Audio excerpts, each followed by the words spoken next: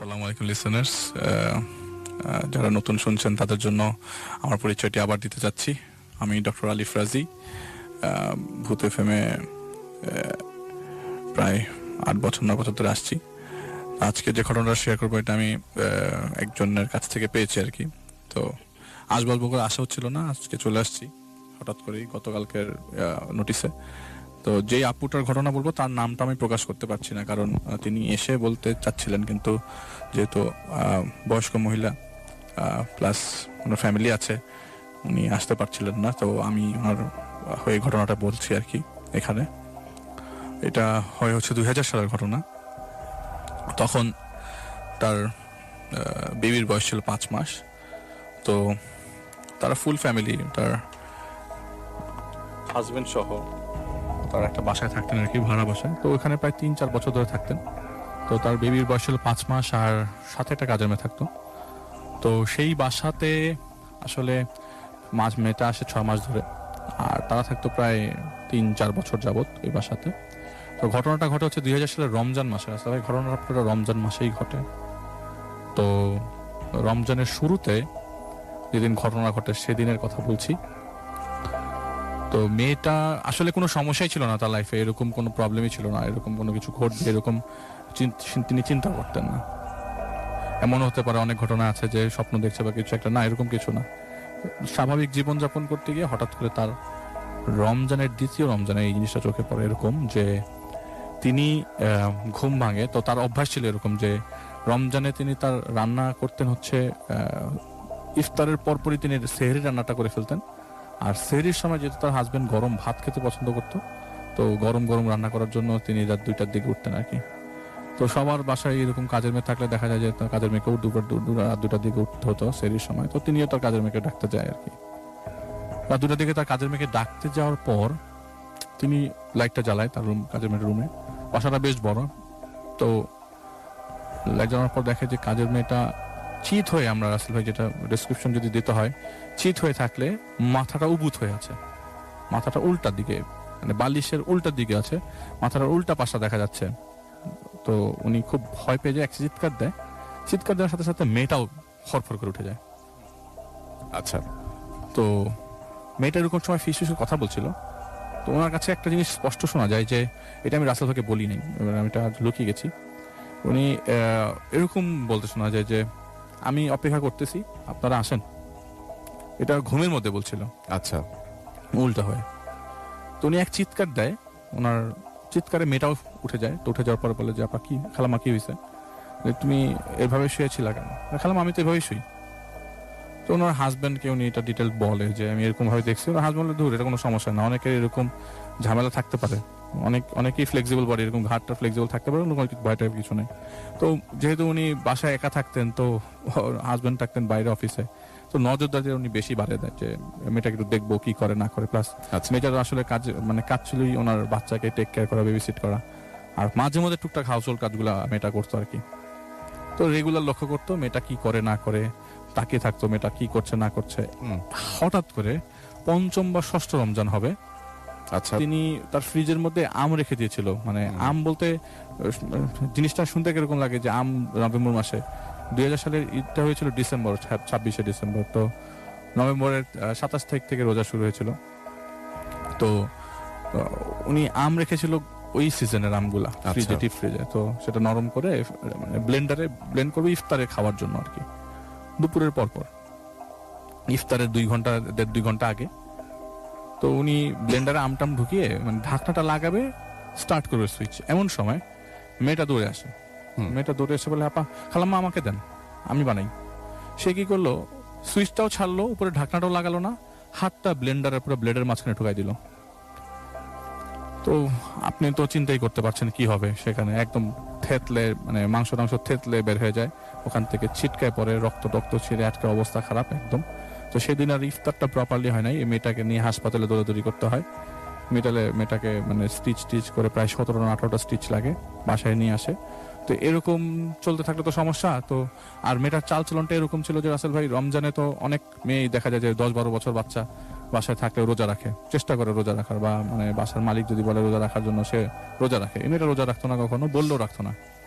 তোর চালচলনটা একটু ডিফারেন্ট লাগার কারণে তো ওনারা ডিসিশন নেয় যে না, মেয়েটাকে ওর বাবা মার কাছে দিয়ে দিব।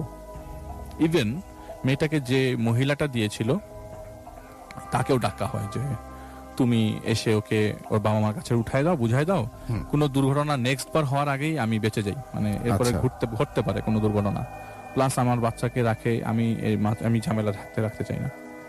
তো যেই মহিলাটা এই মেয়েটাকে ওই বাসায় দেয় আর কি, সেই মহিলাটা আসে আর কি রাতের বেলা, সকালবেলা আসে, আসার পরে বলে কি ব্যাপার, তোর কি অবস্থা। তো আগামীকাল এরকম মানে আসে দিন হয় যে ওই মেয়েটার বাবা মা আগামীকাল আসবে, আর যে মেয়েটা দিয়েছে সে আজকে আসছে আর কি। তো কথা বলতে বলতে এক ফাঁকে মেয়েটার মানে মেজাজ যেমন খিটমিটে হয়ে যায়। মেয়েটা কি করে, ওনার যে কোলে মানে বাচ্চাটা ছিল, মানে বাচ্চাটা শুয়েছিল, বাচ্চাটাকে কোলে নিয়ে মানে একটা মানে কি বলে আছাড় মারে খাটের উপরে। আচ্ছা। তো খুব উল্টাপাল্টা ভাবে বাচ্চাটা পড়ে নাই, যার কারণে বাচ্চাটা বেঁচে যায়। যদি মেঝেতে পড়তো বাচ্চাটা মারা যেত, একদম নির্ঘাত। আর ও রাগের মাথায় গিট করতে থাকে, এমন সময় ওকে বেঁধে ফেলে। ওনারা দুইজনই ড্রয়িং রুমের সোফার হাত পায়ের সাথে বেঁধে রাখে কালকে ওর বাবা মা আসা পর্যন্ত। এবং এই আসা পর্যন্ত বাসার মধ্যে সে ওই চিৎকার করতে থাকে অনেকক্ষণ, প্লাস যেসব খাবার দেওয়া হয়েছিল সেগুলো সে খায়নি। আচ্ছা। পরের দিন ওর বাবা মা আসে এবং বাবা মাকে বলে যে তোমার মেয়ে আমার বাচ্চাকে আছাড় মারছিল এবং আমরা কোনো টাকা পয়সাকে দিব না। তো বাবা মা বলে যে আমরা গরিব মানুষ, সেই কথাবার্তা বলে একটা সবাই কনভিন্স করে কিছু টাকা নিয়ে যায় ওনাদের কাছ থেকে। তো যাই মেয়েটাকেও দিয়ে দেয়, মেয়েটা চলে যায়। তো রাসেল ভাই এখান থেকে ঘটনা শুরু। তো যেদিন মেয়েটা চলে যায় তার থেকে 3 থেকে 4 দিন পর হবে, উনি রাত্রে এরকম ইফতারের পর সন্ধ্যার খাবার মানে রান্না বান্না শুরু করে দিয়েছে আর কি। আচ্ছা। ইফতারের প্রায় আধা ঘন্টা 1 ঘন্টা পরে সন্ধ্যা রাতে যেটা খাবে সেহরিতে সেটা রান্না শুরু করে দিয়েছে। তো রান্না করতে করতে এক পর্যায়ে বেল বাজে, বাসার কলিং বেল বাজলে সে যেহেতু কাছাকাছি, আর তার বাচ্চাকে ওই সময় তার হাজবেন্ড দেখছিলেন আর কি। তো কলিং বেল দরজা খুলে দেখে যে কেউ নাই। তো সিঁড়িতে উকি ঝুঁকি দেয় যে কেউ আছে কিনা। পরে আবার তিনি দরজা লাগিয়ে ব্যাক করে, আবারও 2 মিনিট পর কলিং বেল, এবং কন্টিনিউয়াস 3-4টা কলিং বেল। এইবার রাসেল ভাই উনি যেটা করেন যে কলিং বেলটা শুনে দৌড়ে যায়, দরজাটা খুলে কে আছে দেখার জন্য। প্রথমে ওই যে লুকিং গ্লাস দিয়ে দেখে কেউ নাই, তারপরে সে খোলার পর তিনি একটা চিৎকার দেয় যে একটা কালো বেড়াল খুব সুন্দর করে পেরেক দিয়ে গাঁথা, ছিন্ন ভিন্ন অবস্থায়, হাত পা মাথা লেজ আলাদা আলাদা করে পেরেক দিয়ে গাঁথা দরজার মধ্যে। খুব বিভৎস দৃশ্য, রক্ত ঝরছে। মানে কিছু যখন কল্পনা করেন আপনি, আমি কল্পনা তো আসে না রাসেল ভাই, একদম মানে সম্ভব না এটা। তো উনি এক চিৎকার দেয়, তো ওনার হাজবেন্ডকে বলে যে তুমি বাবুকে রেখে আসো, তুমি আসো একা। ওনার হাজবেন্ড হচ্ছে রাজসাক্ষী, এমন হতো সে নিজে সব দেখছে, নিজে সব প্রত্যক্ষ করছে এমন কিছু না। ওনার হাজবেন্ড এসেও একই জিনিস দেখলো। আচ্ছা। দেখার পর বললো তুমি দরজাটা লাগাও, আমি নিচে যাই, দারোয়ানকে জিজ্ঞেস করি কেউ ঢুকছে কেন। দারোয়ানটাই বাসাটা খুব অ্যাক্টিভ, ওই বাসার একদম নিচে গেটের মধ্যে সামনে দাঁড়ায় সবসময় থাকে। তো দারোয়ানটাকে জিজ্ঞেস করছে কি অবস্থা, এখানে কি হয়েছে, কাহিনী কি, এরকম বাসায় উপরে তো আমার ঝামেলা হয়ে গেছে, দরজার মধ্যে জানি পেরেক মেরে বিড়াল কেটে রেখে দিয়েছে। জি। তো দারোয়ান বলে যে আমি এখানে ইফতারের পর থেকে আসি, এখানে একটা বান্দা ভেতরে ঢুকছে নিচতলা ভাড়াটিয়া, তো দেখা যাচ্ছে যে নিচতলা ঢুকতেছে। তো আপনার উপরে উঠছে এমন কোনো বাসা এমন কেউ নাই। বলে যে তুমি আমাকে ভালো করে বলো তো যে আগামী গত 5-7 মিনিটের মধ্যে এরকম কেউ ঢুকছে কিনা। বলে না স্যার, কেউ ঢুকে নেই। আচ্ছা। তো বলেছে তুমি চলো আমার সাথে। তো সে দারোয়ানকে নিয়ে উপরে উঠে দেখে যে সুন্দর করে লাগানো পেরেক গুলা দরজার মধ্যে লেগে গেছে, কিন্তু কোনো বিড়াল নেই। আচ্ছা। ওই কালো বিড়ালটা নাই এখানে। তো দারোয়ানকে সে পাঠায় দেয়, ভেতরে ঢুকে সে দুয়া কালাম পরে একটা সময় বলে যে রমজান মাস ইনশাল্লাহ আমাদের কোনো ক্ষতি হবে না, কিন্তু আস্তে আস্তে ডিসিশনের দিকে যেতে থাকে যে বাসাটা ছেড়ে দিবে, কারণ এই বাসাটা তো অনেকদিন ধরে আছে, তো আর বাসার মালিকটাও তার খুব বেশ ভাল লাগে আর কি। এই জন্য সে মানে বাসাতে থাকতে পছন্দ করছিল, কিন্তু এরকম ঘটতে থাকলে তার সম্ভব না, একদমই না। তো সেদিন ওইটা ছিল 12-13 রমজান হবে, এমন সময় তার রাত্রেবেলা এরকম ভাত রান্না করার জন্য ওঠে 2টার দিকে। মানে অ্যাক্টিভিটিস গুলো এমন সময় হচ্ছিল যখন তিনি উঠছে, মানে কোনো কিছুতে কাজ ব্যস্ত ছিল না, হঠাৎ করে ব্যস্ততা বাড়বে এমন সময় সে এসব জিনিসগুলো প্রত্যক্ষ করছে। আচ্ছা। তো ডাইনিং স্পেসে গিয়ে এক গ্লাস পানি ঢেলে খাবে এবং রান্নাঘরের লাইটটা জ্বালিয়ে কাজ শুরু করবে, এমন প্ল্যানিং আর কি। তো তার হাজবেন্ড এবং তার বাচ্চাটা তখন ঘুমাচ্ছিল। তো উনি রান্নাঘরে আর বাতি জ্বালাতে পারে না, এমন সময় ওই অন্যান্য রুমের লাইট যেগুলি জ্বলছে সেটার মধ্যেই দেখতে পাচ্ছে যে রান্নাঘর থেকে একটা মানুষ আসছে। হুম। আমি রাসেল ভাই অবয়ব বলবো না, কারণ উনি বলেছে উনি মানুষ দেখেছে, আচ্ছা, একটা ঝাঁকড়া চুলওয়ালা একটা মেয়ে, মানে একদম নরমাল মানুষের মতো আচ্ছা, ঝাঁকড়া চুলওয়ালা একটা মেয়ে রান্নাঘর থেকে আস্তে আস্তে এগিয়ে আসছে তার দিকে। এবং এই ঘাড়ের মধ্যে ওই মেয়েটার হাইটটা হচ্ছিল ওনার বাসায় যে কাজের মেয়েটা ছিল, চেহারা যেহেতু দেখতে পারে নাই, তিনি বলছে যে আমি তো জানি না এটাকে, ঘাড়ের মধ্যে বিড়াল একটা, সেই বিড়ালটা কালো বিড়ালটা যেটা ছিন্ন ভিন্ন অবস্থায় আমরা ছিন্ন দেখেছি। ভিন্ন অবস্থায় ছিল দরজার মধ্যে।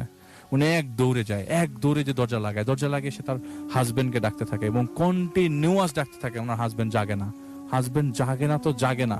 উনি আবার বাচ্চাটার কাছে যায়, বাচ্চার কাছে দেখে বাচ্চা নিঃশ্বাস নিচ্ছে কিনা, কিন্তু তারপর বাচ্চাটা নিঃশ্বাস নিচ্ছে, কোনো সমস্যা নাই, কিন্তু হাজবেন্ড জাগছে না। এই হাজবেন্ডটা বলে যে আমার হাজবেন্ড একটু রাতেবেলা কোনো টোকার শব্দ পেলেও উঠে যায়, এত পাতলা ঘুমোর, কিন্তু ও উঠছে না।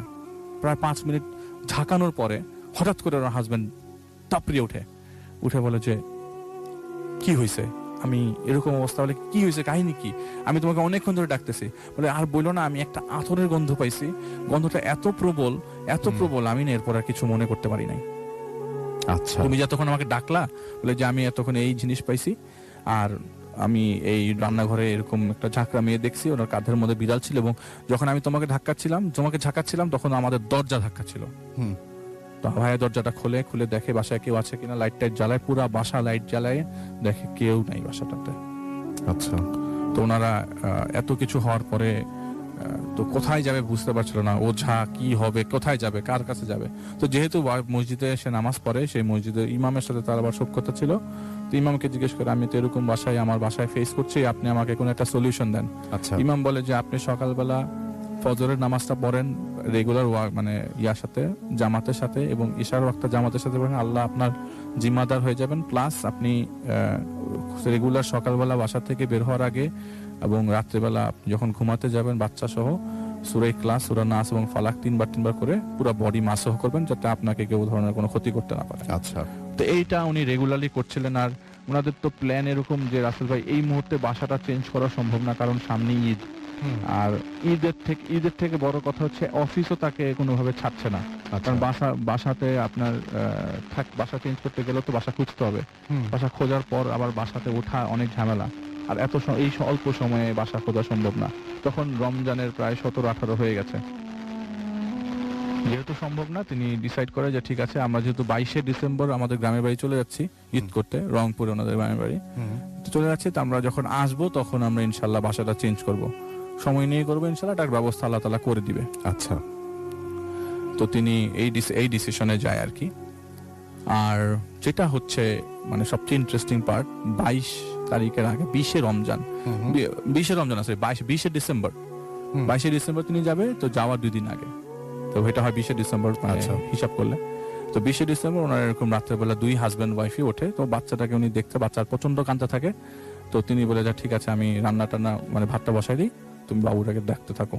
তো লাইট টাইট জ্বালায় এবং টিভিও চলতে থাকে।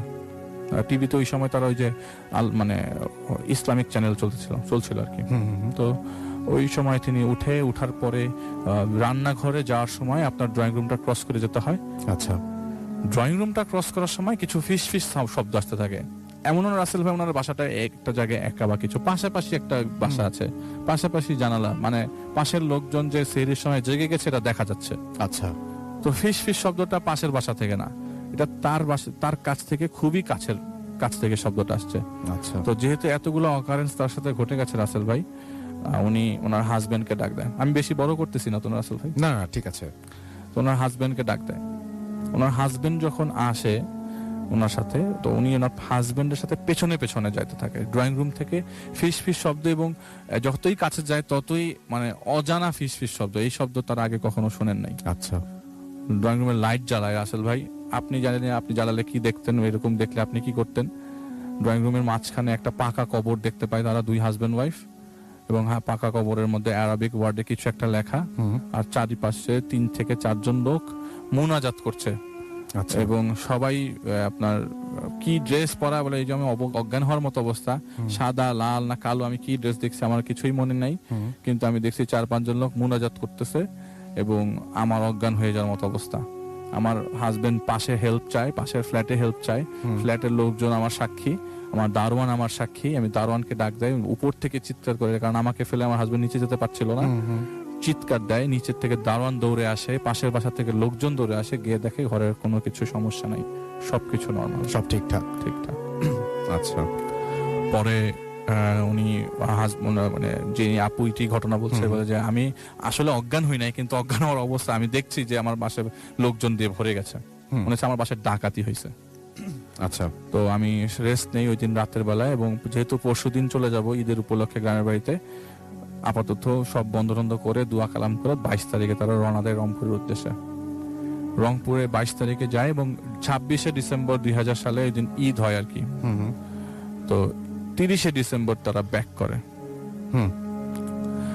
তো ঈদুল ফিতরের 26শে 30শে ডিসেম্বর তারা ব্যাক করে। ব্যাক করার সময় তারা সাথে করে একটা ইয়া নিয়ে আসে আর কি, হাফেজ নিয়ে আসে, কোরআনের হাফেজ। উনি বেশ আল্লাহওয়ালা মানুষ, উনি হচ্ছে আপুর আপন চাচাতো ভাই, এবং বলে যে তোমরা যেহেতু বাড়িতে আসো অনেকদিন, তুমি আমার বাসায় কিছুদিন থেকে বেড়ায় যাও, 1 মাস থাকো। তো ওনারা ঘটনাটা বলে, প্ল্যানিংটা যে এরকম 1 মাস আমরা বাসা খুঁজবো, আমি যেহেতু চলে যাই, তুমি তোমার আপার জন্য একটু আমার সাথে আমার বাসায় থাকো। ভাইয়াটা বলছে আর কি, ওই হাফেজ ভাইকে। তো ওই হাফেজ ভাই বাসায় তার ওয়াইফকে নিয়ে আসে, এবং রাসেল ভাই কোনো প্রবলেম নাই, এতদিন যেসব প্রবলেম ছিল কোনো প্রবলেম নাই, নট এ সিঙ্গেল প্রবলেম। ফিস ফিস কান্দে, ভালো করে শুনছে, ভালো করে গন্ধ নিচ্ছে, আতরের কোনো গন্ধ আছে কিনা, লাইট জ্বালিয়ে ঘুমাচ্ছে, বা কোনো প্রবলেম হচ্ছে বা লাইট অফ করলে কিছু দেখছে, এরকম কিচ্ছু পাচ্ছে না। আচ্ছা, 7ই জানুয়ারি সেদিন ওনারা বাসা খুঁজতে গিয়েছিল, বাসা খোঁজাখুঁজি করে বাসায় আসার পরে TNT নাম্বার একটা ফোন আসে। ফোনটা এমন ভাবে যে আপা কেমন আছেন, এটা সেই মহিলা যে মহিলা ওনাকে আগে কাজের মেয়ে দিয়েছিল। তো বলে যে আপা আপনার বাসায় তো কাজের মেয়ে নাই, আপনি কি কাজের মেয়ে রাখবেন? তো উনি বলে যে না, আমি এই ঝামেলার মধ্যে আর নাই, তুমি আমাকে আর কোনো ধরনের কাজের মেয়ের খবর দিতে আসবা না, আমি কোনো কাজের মেয়ে রাখবো না, আমার একটা ছোটা বউ আছে, এটাই enough, that is enough for me. আচ্ছা, তো বলতেছে যে ওই আগের কাজের মেয়েটার নাম ছিল রুমকি। এই রুমকি কি খবর, বিয়ে শাদী হয়ে গেছে? কই আপা আপনি জানেন না? কি কাহিনী? বলে যে রুমকি তো ঈদের 4-5 দিন আগে মারা গেছে। ওকে ওর একটা ওর মানে বাসার বাড়িতে লোকজন খবর দিল, আমার পাশাপাশি গ্রাম তো আমি তো ঈদে ছিলাম, আমি আর দেখা করতে যাইনি ওই জায়গায়, আমি ব্যস্ত ছিলাম, কিন্তু ঘটনা শুনছি যে ওই বাড়িতে ওকে ওই মানে পুঁতে রাখছে মাটিতে, কে জানি। তো ওর আব্বা মা নাকি বলতেছে সবাইকে যে ওকে, ওর শরীরে নাকি অনেক আগে জিনে আসর করছিল, আসর করার পরে জিন আর ওইটা ছাড়ে নাই, ওকে ছাড়ে নাই। তো ওর আবার ঈদের পর বিয়ে হওয়ার কথা ছিল। আচ্ছা, তো এখন এই কারণেই হয়তো জিনরে কোনো ঝামেলা করে ফেলছে, মাইরে এরকম ঘাটটার মটকাই দিচ্ছে বা কিছু একটা, গ্রামের লোকজন নাকি বলতেছে। তো ওকে এরকম অবস্থায় কবর থেকে পাওয়া যায় যে রক্ত হয়ে সারা শরীর মানে খুবই খারাপ অবস্থা, বিদঘুটে, খালি হাতের কবজিটা মাটির নিচ থেকে বের হয়েছিল। তো যেহেতু লোকজন খুঁজতেছিল, পরে উঠায় দেখে যে হ্যাঁ এটা ওই মেয়েটা।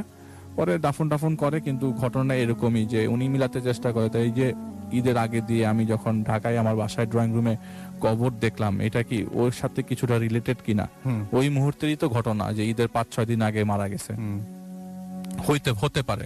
তো উনি যেহেতু বলতেছে এখন আর যেহেতু আমি কনসার্ন না, এরপর থেকে আর কখনো উনি কিছু ফেস করে নাই, তো এরকম কিছু একটা হইতে পারে যে হয়তো রুমকি মারা যাওয়ার সাথে সাথে তার এসব প্রবলেম গুলা দূর হয়ে গেছে। এটাই ছিল ঘটনা। আসলে ভাই থ্যাংক ইউ ভেরি মাচ। 5 মাস পরে আসছি আজকে। জি, তো ঘটনা বলার আগে, শুরু করার আগে, আসলে এই রিসেন্ট কিছু দিন যাবত আর কি, আমার ওয়াইফের ডেলিভারির আগে দিয়ে আর কি, প্রায় সপ্তাহ 2 আগে থেকে বেশ কিছু জিনিস অবজার্ভ করি বাসার ভেতর।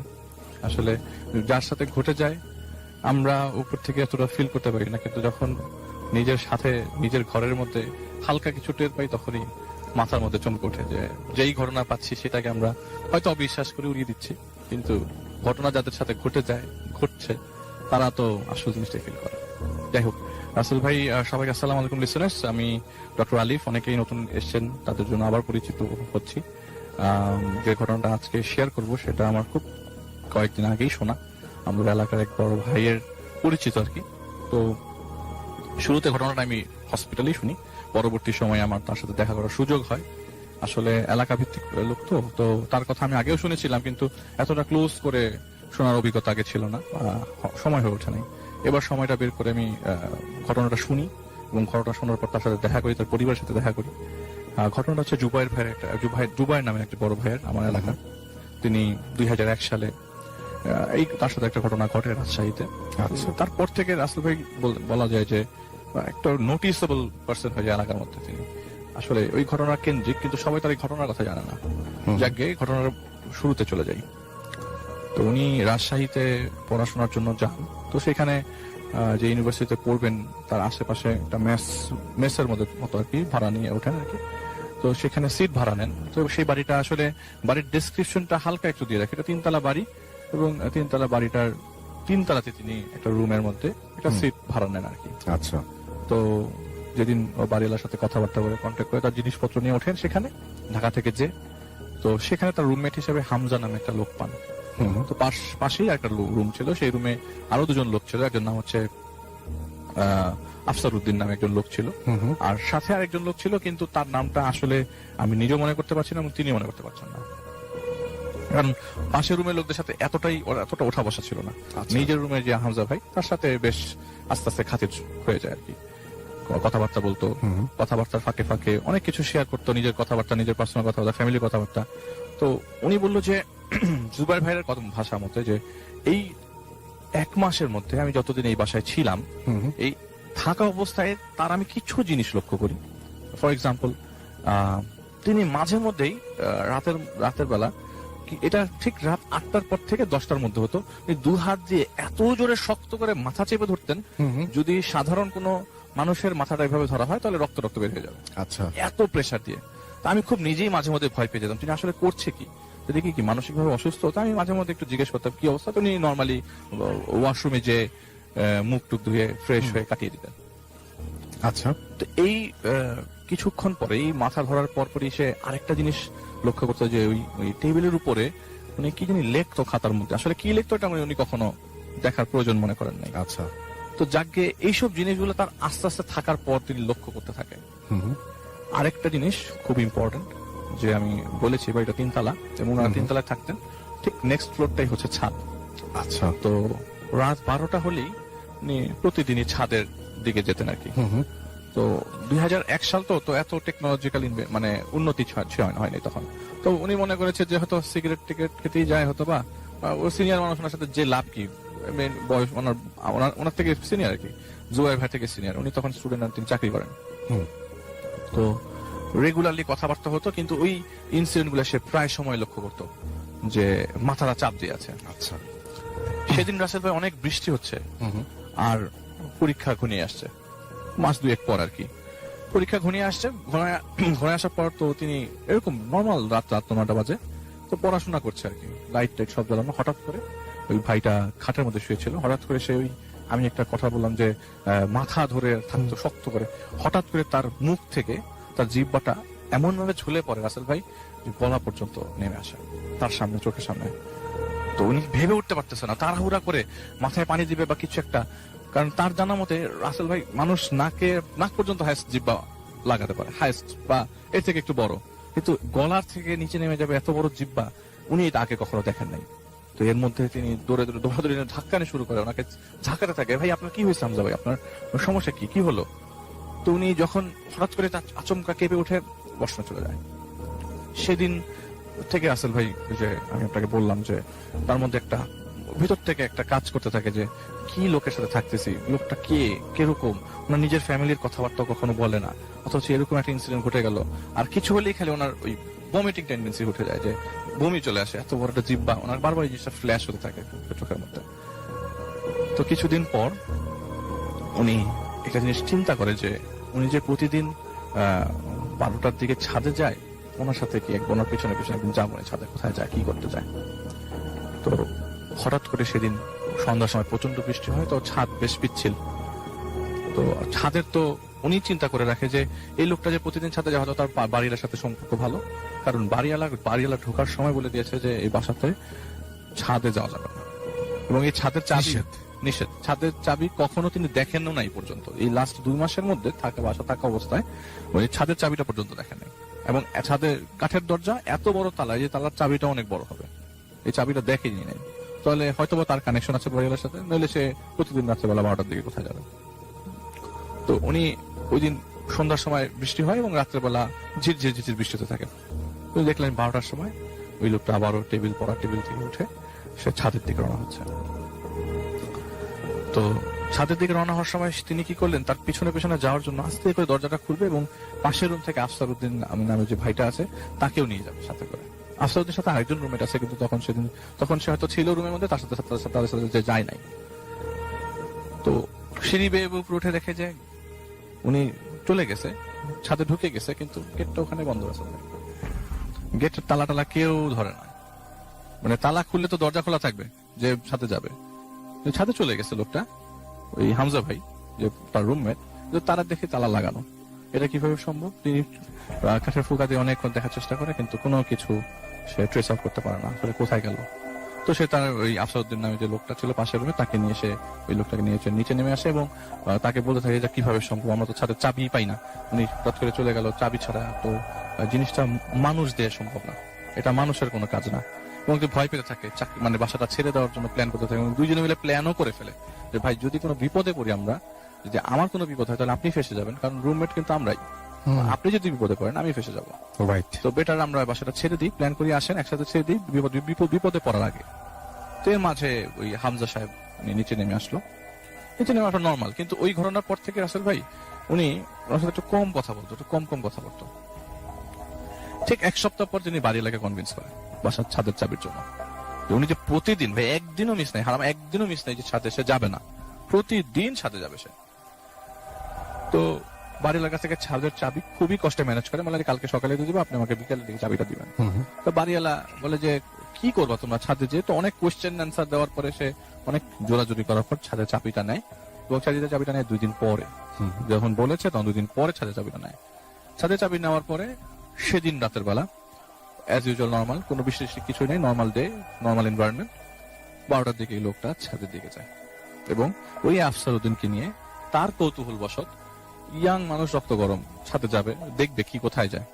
ছাদের চাবিটা দিয়ে তালাটা হাস্তায় করে খুলে দরজাটা খুলে দেখে পুরো ছাদটা খালি আছে, কেউ নাই, সঙ্গে সঙ্গে ভ্যানিশ, মানে কেউই নাই, কোনো কিছু নাই। মানে এটা ভাবা যায় একটা মানুষ ছাদে গেল, সেখান থেকে হারিয়ে গেল ছাদে, কিন্তু ছাদের মধ্যে ছাদটা যে খুব বড়, এক পাশ থেকে আরেক পাশ দেখা যায় না, তাও তো না, ছোট। তো বলে যে ছাদের গেটটা মাঝখান বরাবর, আমরা ঢুকলেই বাম দিকে হচ্ছে বাড়ির উত্তর দিক এবং ডান দিকে বাড়ির দক্ষিণ দিক। উত্তর দিকে কোনার সাইডে একটা বাঁশঝাড় টাইপের আছে।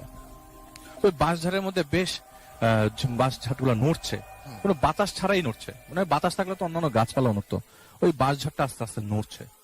তো তারা মনে করে যে ওইখানে যাই, উনি ওখানে থাকতে পারে, ওখান থেকে রেলিং দিয়ে নিচে নেমে যেতে পারে। 3 তলা বাড়ির নামটা কি?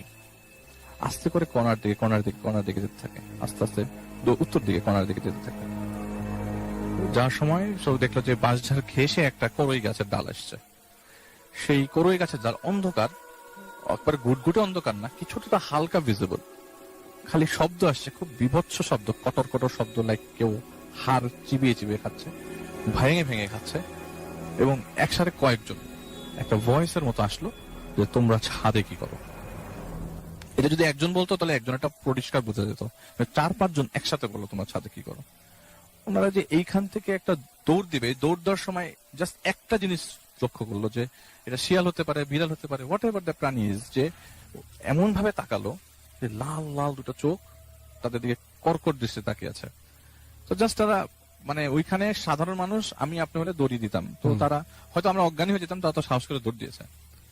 দৌড় দিয়ে তারা নিচে নেমে চলে আসলো, নিচে নেমে দরজা বন্ধ করে আসলো যে ওই লোক আসলে ছাদের থেকে আমরা দরজা খুলবো না, আজকে রাত্রে আর দরজা খুলবো না। রাতের বেলা ট্রাই করলেন, রাতে দরজা খুললেন না। পরদিন সকালবেলা বাড়িওয়ালাকে জানালেন জিনিসগুলা, কিন্তু সেই থেকেই তো অপেক্ষা শুরু। ওই হামজা সাহেব আর আসলো না, আসেই নাই না। আচ্ছা, সেই থেকেই আর ওনার কোনো ট্রেস করতে পারে নাই, কোথায় আছে, কই গেছে, আর আসলো না। আসলে 1 মাস হয়ে গেল। তো এর মাঝখানে তিনি বাড়িওয়ালাকে বললেন যে ভাই আঙ্কেল দেখেন যেরকম আমাদের আমার রুমমেট হামজা উনি তো নাই অনেকদিন ধরে, পুলিশ আসলে আমাদেরকে জিজ্ঞেস করতে পারে কোথায়, তো আমাদেরকে বাসা ছাড়ার ব্যবস্থা করে দেন, কারণ আপনাকে আমরা বলে রাখতেছি প্রতিটা মুহূর্তের ঘটনা, কারণ পরে আমরা ফেসে যাব, কোথা থেকে কিভাবে আমাদেরকে পুলিশে ধরে নিয়ে যাবে, কেউ ক্লেম করতে আসলে আমরা যদি কিছু না বলতে পারি, কারণ রুমমেট আমরা, যদি কেউ আমাদেরকে খুঁজতে আসে, ওনাকে খুঁজতে আসে, কিছু না পেলে আমাদেরকে জিজ্ঞেস করবে সবার আগে যে রুমমেটের সাথে কোনো ঝামেলা হয়েছে কিনা। তো যাই হোক, সামহাও ওনারা মারিয়ালা ম্যানেজ করে থাকে, তোমরা কয়েকটা দিন থাকো, যদি ঝামেলা হয় আমি তোমাদেরকে বলেছি তোমরা চলে যাও, তোমাদের অ্যাডভান্স আমি ব্যাক করে দিবো, তোমরা চলে যাও। তো যাই হোক, ওনার বাড়িওয়ালার ছেলেকে বলে যে তুই যে ওদের সাথে থাক, যে তোরা ভয় পাচ্ছে, কারণ ঘটনার পুরাটা বাড়িওয়ালাকে ওনারা শেয়ার করেন না। যাই হোক, তো বাড়িওয়ালার ছেলে বলতে থাকে যে ভাই আপনারা আসার আগে আমি এই রুমে থাকতাম, আপনারা তো ভয় পেতেছেন, কিন্তু আমি কখনো এরকম কিছু দেখি নাই, কখনো এরকম কিছু শুনি নাই। আর ওই বাড়ির কোনাতে যে বাঁশঝাড়, ওটা কিন্তু রাসেল ভাই ওনাদের বাসাতে ঢুকতে গেলে দেখতো, কিন্তু কখনো ওই যে চার্জ করতে যেত না যে বাড়ির পিছনে কি আছে না আছে বলে দেখতে যেত না আর কি। যাই হোক, ওনারা থাকলো 1 মাস। রাসেল ভাই 1 মাসের মধ্যে ওই হামজা সাহেবের আর কোনো খবর নাই, কোনো খবর নেই। তো খবর নেই, এর মধ্যে উনি ভয়ে কাটাইছে প্রথমে 1-2 সপ্তাহ, কিন্তু পরবর্তী সময় যখন আসতেছে না আর কোনো কিছু দেখতেছে না, ওনারা নর্মালি 1 মাস কেটে যায় আর কি। তো হঠাৎ করে তার যে টেবিলে ওই লোকটা, মানে কি বলে, জুবাইর ভাই, যে উনি দেখতো যে প্রতিদিন খাতার মধ্যে কি জানি লিখতো, সে কি করলো, ওই খাতাটা দেখলো। খাতাটা আমরা একটা নর্মাল খাতা যখন আমরা কি ওপেন করি, প্রথম পেজটা এবং লাস্ট পেজটাই দেখি, মাঝখানে কি আছে দেখি না, কিন্তু ওনার সব পেজই একই লেখা, বাবা মাকে না বলা কিছু কথা, বাবা তুমি থাকলে ভালো হতো, বাবা তোমাকে আমি ভালোবাসি, এক পেজে অনেকবার করে লেখা। হয়তো উনি কোনো রোগী ছিল বা কিছু একটা হয়েছে তার সাথে, বা উনি কি আসলে মানুষ ছিল, এইটা এরকম কোয়েশ্চেন আর কি। লাস্ট পেজে ওনাদের একটা ছবি আঁকা, দরজার ছবি, দরজার উপরে একটা বক্স করা, বক্সটা মানে হুবহুই দরজাটার মতোই আঁকা, যেভাবে সিটকিনি দরজার মধ্যে দরজা না ছাদের দরজাটা, রুমের একটা দরজা, আচ্ছা বাথরুমের যে দরজা, বাথরুমের রুমের দরজাটা, সেই দরজার মতো একটা মানে সুন্দর ছবি আঁকা, খুবই সুন্দর, ক্লিয়ারলি বোঝা যাচ্ছে, এবং লেখা আমাকে যখন তোমরা খুঁজে পাবো না এই জায়গায় সার্চ করবো, লাস্টে দেয়া আছে, লাস্ট লেখা আর কি। এই ছবিটা তারই আঁকা। আচ্ছা, সেই এঁকেছে, কারণ খাতা তো এর মধ্যে কেউ ধরে নাই, আর লাস্ট 1 মাস এই রুমে কেউ ঢুকে নাই, তারা ছাড়া তো এই রুমে কেউ ঢুকবে না, আর এর মধ্যে নতুন কেউ ভাড়াও নেয় নাই, কারণ ওই বাড়িওয়ালার ছেলে তার সাথে থাকে, ঘুমায়, তো বাড়িওয়ালার ছেলেও তো এক ধরনের উইটনেস। তো যাই হোক, উনি দেখে যে ওই ছবিটার সাথে তার ওয়াশরুমের যে দরজার উপরে, আগেকার বাড়ি মানে এখনো অনেক বাড়িতে আছে যে রুম দরজার উপরে একটা ছোট ছোট রুম খোপ করে রাখা, কিছু জিনিসপত্র রাখার জন্য, বা ওই প্যাসেজটা দিয়ে হয়তো বা যে আপনার স্যানিটারি প্যাসেজ গুলো যায় আর কি। তো যাই হোক, এরকম গন্ধ কখনো আসে নাই, বা এরকম কিছু তারা ট্রেস আউট করে নাই। তো প্রথমে তারা চেয়ার দিয়ে ওই দরজাটা খোলার ট্রাই করে, ওই ছোট খোপটা খোলা ট্রাই করে, পারে না, কারণ হাইটের সাথে ম্যাচ করে না। পরে নিচ থেকে বাড়িওয়ালার কাছ থেকে একটা মই নিয়ে আসে, এবং তার বাড়িওয়ালার ছেলে ওই মুহূর্তে প্রেজেন্ট ছিল, তো মই নিয়ে ওইটা খুলে দেখে যে একটা বস্তা, এবং ওই বস্তা থেকে শুকনো রক্ত গড়িয়ে আসছে, যে ওইটা শুকিয়ে গেছে, রক্তটা শুকনো আর কি, এবং খুব বেশি দিনের না, হয়তো 15-20 দিনের ঘটনা, এবং গন্ধ বিকট, পটকা গন্ধ। তো তারা তো এখানে যাবেও না এত এই গন্ধ থেকে, ইঁদুর মরা গন্ধ খুবই নর্মাল, এটা এর থেকেও খারাপ গন্ধ। তো বাড়িওয়ালাও এসে দেখে, মানে মইতে উঠে দেখে যে আসলে কিছু একটা আছে, তো তারা পুলিশকে ডাকে, এবং পুলিশ এসে ওই বস্তাটা নামে, বস্তাটা খোলার পর দেখে 22 টুকরা লাশ ওইটার ভেতরে, ওই খপের ভেতরে, ওই 22 টুকরা লাশ, প্রত্যেকটা অঙ্গ প্রত্যঙ্গে কামড়ের দাগ, এবং সব মাংস ক্ষয়ে যায় না, কিছু কিছু মাংস লেগে আছে, গন্ধ বাড়ির নিচে, এই গন্ধতে ওনাদের থাকাই মুশকিল, বাড়ির নিচে নিয়ে গেছে। তারপরে দেখছো লোকজন, এলাকার উৎসুক জনতার ভিড়ও হয়ে গেছিল জায়গায়, অনেকে দেখতে এসছে যে ছোপ ছোপ ছোপ ছোপ কামড়ের দাগ, মাথার চুল আছে প্রপারলি, মানে মোটামুটি সবকিছুই নাই ওখানে, মানে একদম অবস্থা খুবই খারাপ, বিভৎস। খালি একটা জিনিস স্ট্রেস করতে পেরেছে, যে হামজা সাহেবের যে পাঞ্জাবিটা, সেই পাঞ্জাবি দেখে বুঝতে পেরেছে যেটা হয়তো উনি হবে নাকি। তো এইটা তো রাসেল ভাই খুবই অলৌকিক, যে 1 মাসের মধ্যে তার সাথে এই ঘটনাটা খাতায় লিখে, সেই ছবি লিখে সেখানে সে লিখে গেছে যে তোমরা যদি কোথাও আমাকে না পাও তাহলে এই জায়গায়, সেটা খুবই অবলোক। তো যাই হোক, রাসেল ভাই এরপরে ওই পুলিশ দেখে যে এখানে কেস করার কোনো লোক নাই, ওনার কোনো আত্মীয় স্বজন নাই, চারিপাশে ঘেটে ওনার কোনো আইডি কার্ড বের করতে পারে নাই, কিছু খুঁজে বের করতে পারে নাই, কিছু না, খালি করতে পারে অ্যাকাউন্টিং এর কিছু একটা বই তার টেবিলের মধ্যে, তার ব্যাগ, কাপড় চোপড়, কোন ধরনের কিছু টাকা পয়সা, এছাড়া কিছু নাই রাসেল ভাই, আর কিচ্ছু না, not even a single thing যেটা দেশে ট্রেস আউট করতে পারছে কোন এলাকার লোক, কোন এলাকার ছেলে। তো যেহেতু ক্লেম করা কোনো লোক নাই, পুলিশ নিজের থেকে একটা জেনারেল ডায়েরি করে ওটা পোস্টমর্টম করে পরে দাফন করে ফেলে। কিন্তু এর পরবর্তী সময়ে পুলিশ কি করলো না করলো এইটা নেওয়ার কোনো ইচ্ছা তাদের নাই, তাদের ধান্দা হলো কখন বাসাটা ছাড়বে, সেটাই তো মানে মেইন টেনশন তাদের। আপনি হলেও তাই চিন্তা করতেন প্রত্যেকেই, হয়তো বা আপনি না জানিয়ে চলে যেতেন, যা আমার যা জিনিসপত্র থাকুক এই জায়গায় আমি থাকবোই না। কিন্তু তারপরেও তারা পুলিশ বলে গেছে যে যতদিন পর্যন্ত এটার একটা ইনভেস্টিগেশন আমরা আপনাদের রিপোর্ট না দিই, ততদিন আপনারা এখানে থাকবেন। তো যাই হোক, মানে রুলস অনুযায়ী তাদেরকে থাকতে হয় এই জায়গায়। একটা পর্যায়ে লাস্ট মোমেন্টে পুলিশ যখন অব্যাহতি দিয়ে দেন আপনারা যেতে পারেন, বা আপনারা এখান থেকে ছেড়ে চলে যেতে পারেন, কোনো সমস্যা নেই। পরে তারা ওই বাসাটা ছেড়ে দেয়। কিন্তু যেইটা তাকে এফেক্ট করে ফেলে রাসেল ভাই, মানে এটা মানে ওনার জন্য কাল হয়ে দাঁড়াবে নাকি, মানে মানুষজন কিভাবে চিন্তা করবে, প্রথমে আমিও বিশ্বাস করি নাই। প্রথমে বিশ্বাসের পাল্লাটা আসলে ভারী হবে না, যারা বিশ্বাস করে তাদের পাল্লাটাই ভারী হবে। তো অনেকে বলে তার সাথে জিন আছে, এলাকায় অনেক বিড়বিড় করে কথা বলে, রাস্তা দিয়ে হাঁটার সময় বিড়বিড় করে কথা বলতে থাকে। অনেকে বলে তার সাথে জিন আছে, হয়তো সে, অনেকে বলে তার সে জিন পালে। এবং মোস্ট ইম্পর্টেন্ট কথা, সে শিজোফ্রেনিয়ার রোগীর মতো হয়ে গেছে, যে সে ফিস ফিস করে খালি ওই একটাই শব্দ শুনতে পায় এখনো পর্যন্ত, যে তোমরা ছাদে উঠেছো কেন, সেটা এখনো এইটা শোনার পরে পরিস্থিতি ওনার থেকে আসলে বেরিয়ে আসতে পারে না। হ্যাঁ, ওই পরিস্থিতি তো অবশ্যই তাকে এফেক্ট করে, এটা হিতাহিত জ্ঞান ঠিক থাকে না। যখন এরকম হয়, তিনি একটা রুমের দরজা বন্ধ করে নিজেকে আটকে রাখে। এর কারণে রাসেল ভাই, যে আমার ইচ্ছা ছিল যে ওনাকে স্টুডিওতে নিয়ে আসার জন্য, কিন্তু পারিবারিক ভাবে আমি যখন রিকোয়েস্ট করি, তারা আমাকে পারমিট করেন নাই তাকে এখানে নিয়ে আসার জন্য। তারা চায় না কোনো রিস্ক একটা সিচুয়েশনে পরিবার করুক। আলহামদুলিল্লাহ এই ঘটনাটা আমি একদম, মানে অনেকে মনে করতে পারে কি বলেছি, কিন্তু এইটা যখন কারোর সাথে ঘটে যাবে রাসেল ভাই, এলাকার লোকজন তাকে পাগল বলেই জানে, আসলে সত্যি কথা বলতে। মন দিয়ে শুনবেন প্রথম ঘটনাটি, খুবই খুবই খুবই স্পেশাল একটা ঘটনা। আশা করছি আপনাদের সবার ভালো লাগবে।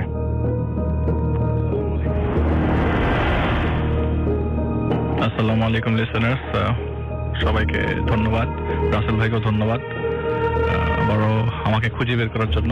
আমি আসলে হারিয়ে যাই রাসেল ভাই মাঝে মাঝে। হ্যাঁ, তো যে ঘটনাটি রাসেল ভাই আপনাকে হালকা হিন্ট দিয়েছি, সেই ঘটনাটিতে যাচ্ছি।